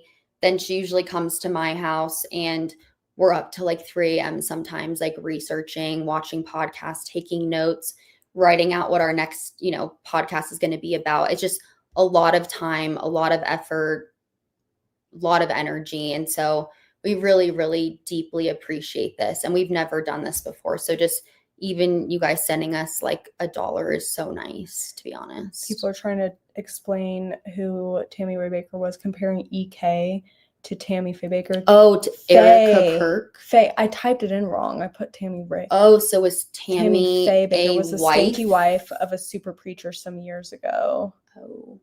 Speaking of preachers, we're going to do an episode eventually on how corrupt Calvary Chapel is. And the McCoy family. Mm-hmm. Okay, so I'll look into that. Tammy Faye Baker, not right. But like everyone's I said, like, Tammy we Faye. Can't do an episode every day. Like we just don't have the time right now. But maybe eventually this could be our full-time jobs. That would be cool. If we get enough super chats. I don't trust that for now. I don't think I would trust that for a while unless it was very, very consistent. Yeah. So you never know. Oh wait, no, I skipped one. Furry kid. Lance, is that you? No. Lance Twigs. Just kidding. Sorry. Furry kid, you always comment on our videos. I've noticed you comment on a lot of our videos. Thank you for being a supporter of ours. We appreciate it. Thank you. Go Keep Max. Going Max. Go Max. God bless you too. Thank you so much. Buy XRP and don't work like me. I bought some of that once. What's XRP? Then I sold it. XRP is a crypto. It's one of like probably the top 5. Oh. One of the king cryptos. I don't know anything about crypto. Dr. Bill Shinen-Bellin, Temple of Doom. I'm gonna take a photo of this photo because maybe we can watch that later. I'm sure we can also access these comments afterwards. There's got to be a way, at least to us. I'm not sure if other people. Mm-hmm. Oh yeah, it'll be showing on the video. Okay. Okay, good to know. Thank you. I was LDS Taylorsville. Oh, Taylorsville is a city in Utah. Yeah, I lived in West Jordan for a minute, which is very close. We're not LDS. I'm just non-denominational. Neither of us grew up in Utah. Not that growing up in Utah means that you're automatically LDS, aka Mormon. We've just gotten a lot of comments, people asking us if we are Mormon. We're not. Yeah, we've had a lot of comments of people saying that we are Mormon. I just moved to Utah like a year ago, so. That's interesting. I would love to talk to you about that, LT Design.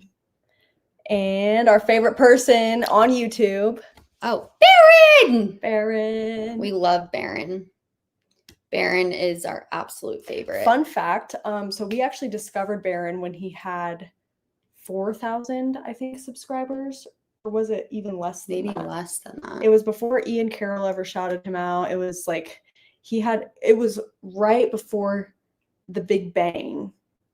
Not that Big Bang, Baron's Big Bang. Which was what, his Google Trends, like how that went viral? One of the first, it hadn't really even gone viral yet necessarily, but it was just getting ready to, because somebody posted it on Reddit and it had like 3 upvotes. If you guys know how Reddit works, it's upvotes instead of likes. There you go. And I was like, this is interesting. Brandy, do you want to watch this while we go to bed? And what if we stay up until like 5 a.m. because he was so funny? We were like, who is this guy? And what is this information that he's giving us? And can we do it ourselves and look this stuff up? And it was his Google Trends stuff. If you're not familiar with that, Barron explains how Google Trends works, how you can search anything like my name, her name, the hospital that Charlie went to. Most UVU. Of the people that are on this live are probably from Barron's live, exactly. So they already know. Yeah, but you can search exactly when and where it was searched. And he introduced us to Charles McClintock Wilson via his video. He went through his photos and also videos of Charles at the event. And at first he thought he was a little suspicious. And he did like a full hour on Charles's movements at the UVU event that day. And Billy and I were like, we live in Utah. Let's just ask him if we can interview him. So we did, and he agreed to be interviewed by us. And that's our first video that we have that we ever did on our podcast. We interviewed Charles. We sat down with him. And then our fourth video, which we just released on Monday? Yeah. That was our follow-up interview with him. But it's so funny because we love Charles, and Charles is one of our friends now. And he's awesome, and he's an amazing photographer. His name is Charles McClintock Wilson. If you guys want to look at photos of the day of Charlie Kirk's assassination, he has incredible photos of Charlie as he was coming in, of the crowd, of everything. And he's a really, really cool person. But yeah, that's how we discovered Charles was through Barron. And Barron has literally helped us with so many technical things. This video. Yeah, we called Barron in our previous live and we're like, what do we do? It's not working. It's not working. Way to roll with the punches. Thank you, Barron. Yvonne is crazy. You don't seem that crazy if you're here, Yvonne. I think you seem pretty, common sensey. Thank you for the $10. Y'all are awesome. I love the non-polished production. It's real. And your Uncle Barron is a badass. Go Max. Couldn't agree more. Could not agree And thank you more. for appreciating our non-polished production because that was bad. For the record, it's okay. We didn't appreciate it too much ourselves. Now it's a funny story. Now our first live was a little bit of a shit show. It's okay. Yeah. Barron is awesome. Seriously. You both have God's light around you. Dude. That's so nice. LT Design, what's that, number 5? Oh, yeah. That's so nice. And maybe we should get into some XRP.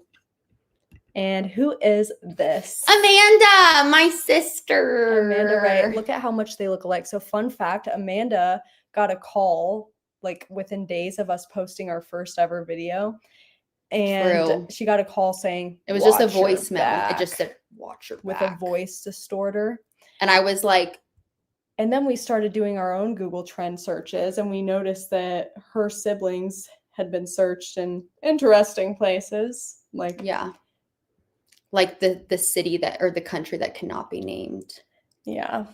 But thank you, Amanda. I love you so much. I have 3 sisters and they are my favorite people. Amanda and I are the same age. We're 1 week apart? Yeah. Amanda's a week older than you. Yeah. Yeah. Amanda's one of the coolest people ever. I love you, Amanda. Just so funny. And Stefani and Bree. I haven't met Bree, but I love all of you too. There's Stefani. There's my other sister. Stefani. Thank you, Stefani. Yes, queen. Love you. And then Stefani is the youngest, and she seems like the oldest somehow. Do you agree with that? Yeah, she's very mature. Yeah, she's so cool. She's graduating from college next week. I'd love to do a deep dive with you guys. I'm pretty sure I'm pretty neck deep in the investigation. I think we'd have a lot to discuss. Okay. Well, yeah. Okay, so our email, let me do this really quick. I can do this.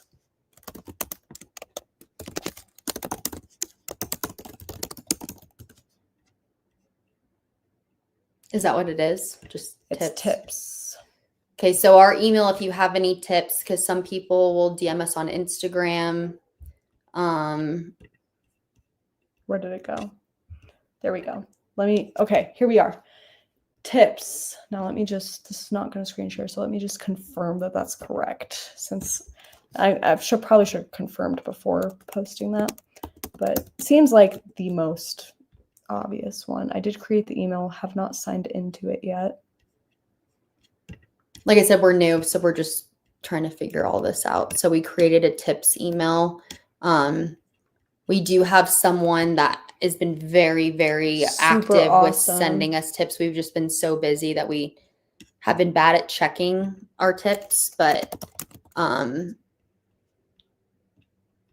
I feel like tips is where you get a lot of information that you couldn't have discovered on your own, because this is a group effort. Like, look at Candace, look at Barron, look at Ian. Like, we all get tips from other people that lead to further the investigation. If Candace didn't have a tips email, she would have never discovered that guy, Harry, who uncovered so much this week. And so we understand that tips from our audience is very important. So if you have anything, please send it to us. That is correct. It's tips at brandyandbilly.com. Mm-hmm. And I did see another person comment earlier, just in like the regular chat, that even they were like, sorry to be a bummer, but even Candace has said that she gets so many tips sent to her email that she doesn't even see them all. Well, we don't, because I just released this email for the very first time ever. So now we'll see them. Yeah. So if you guys want to send us tips, that would be very, very helpful. Yeah. Okay. And then Tickled Pink, Tammy Faye Baker and her husband Jim Baker were TV evangelists with a lot of scandals. Erica is another Tammy. That's a lot of money to send to. That's a huge donation. Thank you for $20. Thank you very, very much. It's very nice of you. Thank you. We will look into this Tammy Faye Baker. I wonder what church her husband was affiliated with. Now that I think about it, I think Candace maybe had brought up Tammy Faye Baker, or I had maybe seen something online, because it's sounding familiar now. Yeah. Okay. Should we go to sleep for like 12 hours? Probably. All right. Well, thank you guys so much for watching. Like, sorry it was a shit show at the beginning. I think we're just going to use StreamYard from now here on out. We learned our lesson. That's what Barron told us originally to do. We're like, oh no, we can just do it for free on YouTube. Like, obviously that didn't work. Well, it was a different streaming platform called OBS, which is a little bit more difficult to figure out. So we got it sorted. I'm just going to learn how to screen share. Call Uncle Barron up. So yeah, I don't know how to end a live. Thanks for watching. Tune in for the next one. I'm just kidding. All right. Well, we'll see you guys soon. Thanks for watching. And we love the support. Love you guys. And keep going, Max. And watch Candace Owens. Watch Candace Owens right now. And Barron. Turn this off and go watch her. And Ian. And if you haven't caught up on Barron's, you better make that your top priority. And Ian and Candace tied for second priority. Those are our top three. You know when you're saying bye to someone and then you keep walking in the same direction? That's what it's going to be like, because I don't know how to exactly end this stream. Bye, guys. Okay. Bye. We love you. Thanks for tuning in. Keep saying you love them until I end it officially. We love you so much. And this was really cool, actually. Okay. Bye. Bye.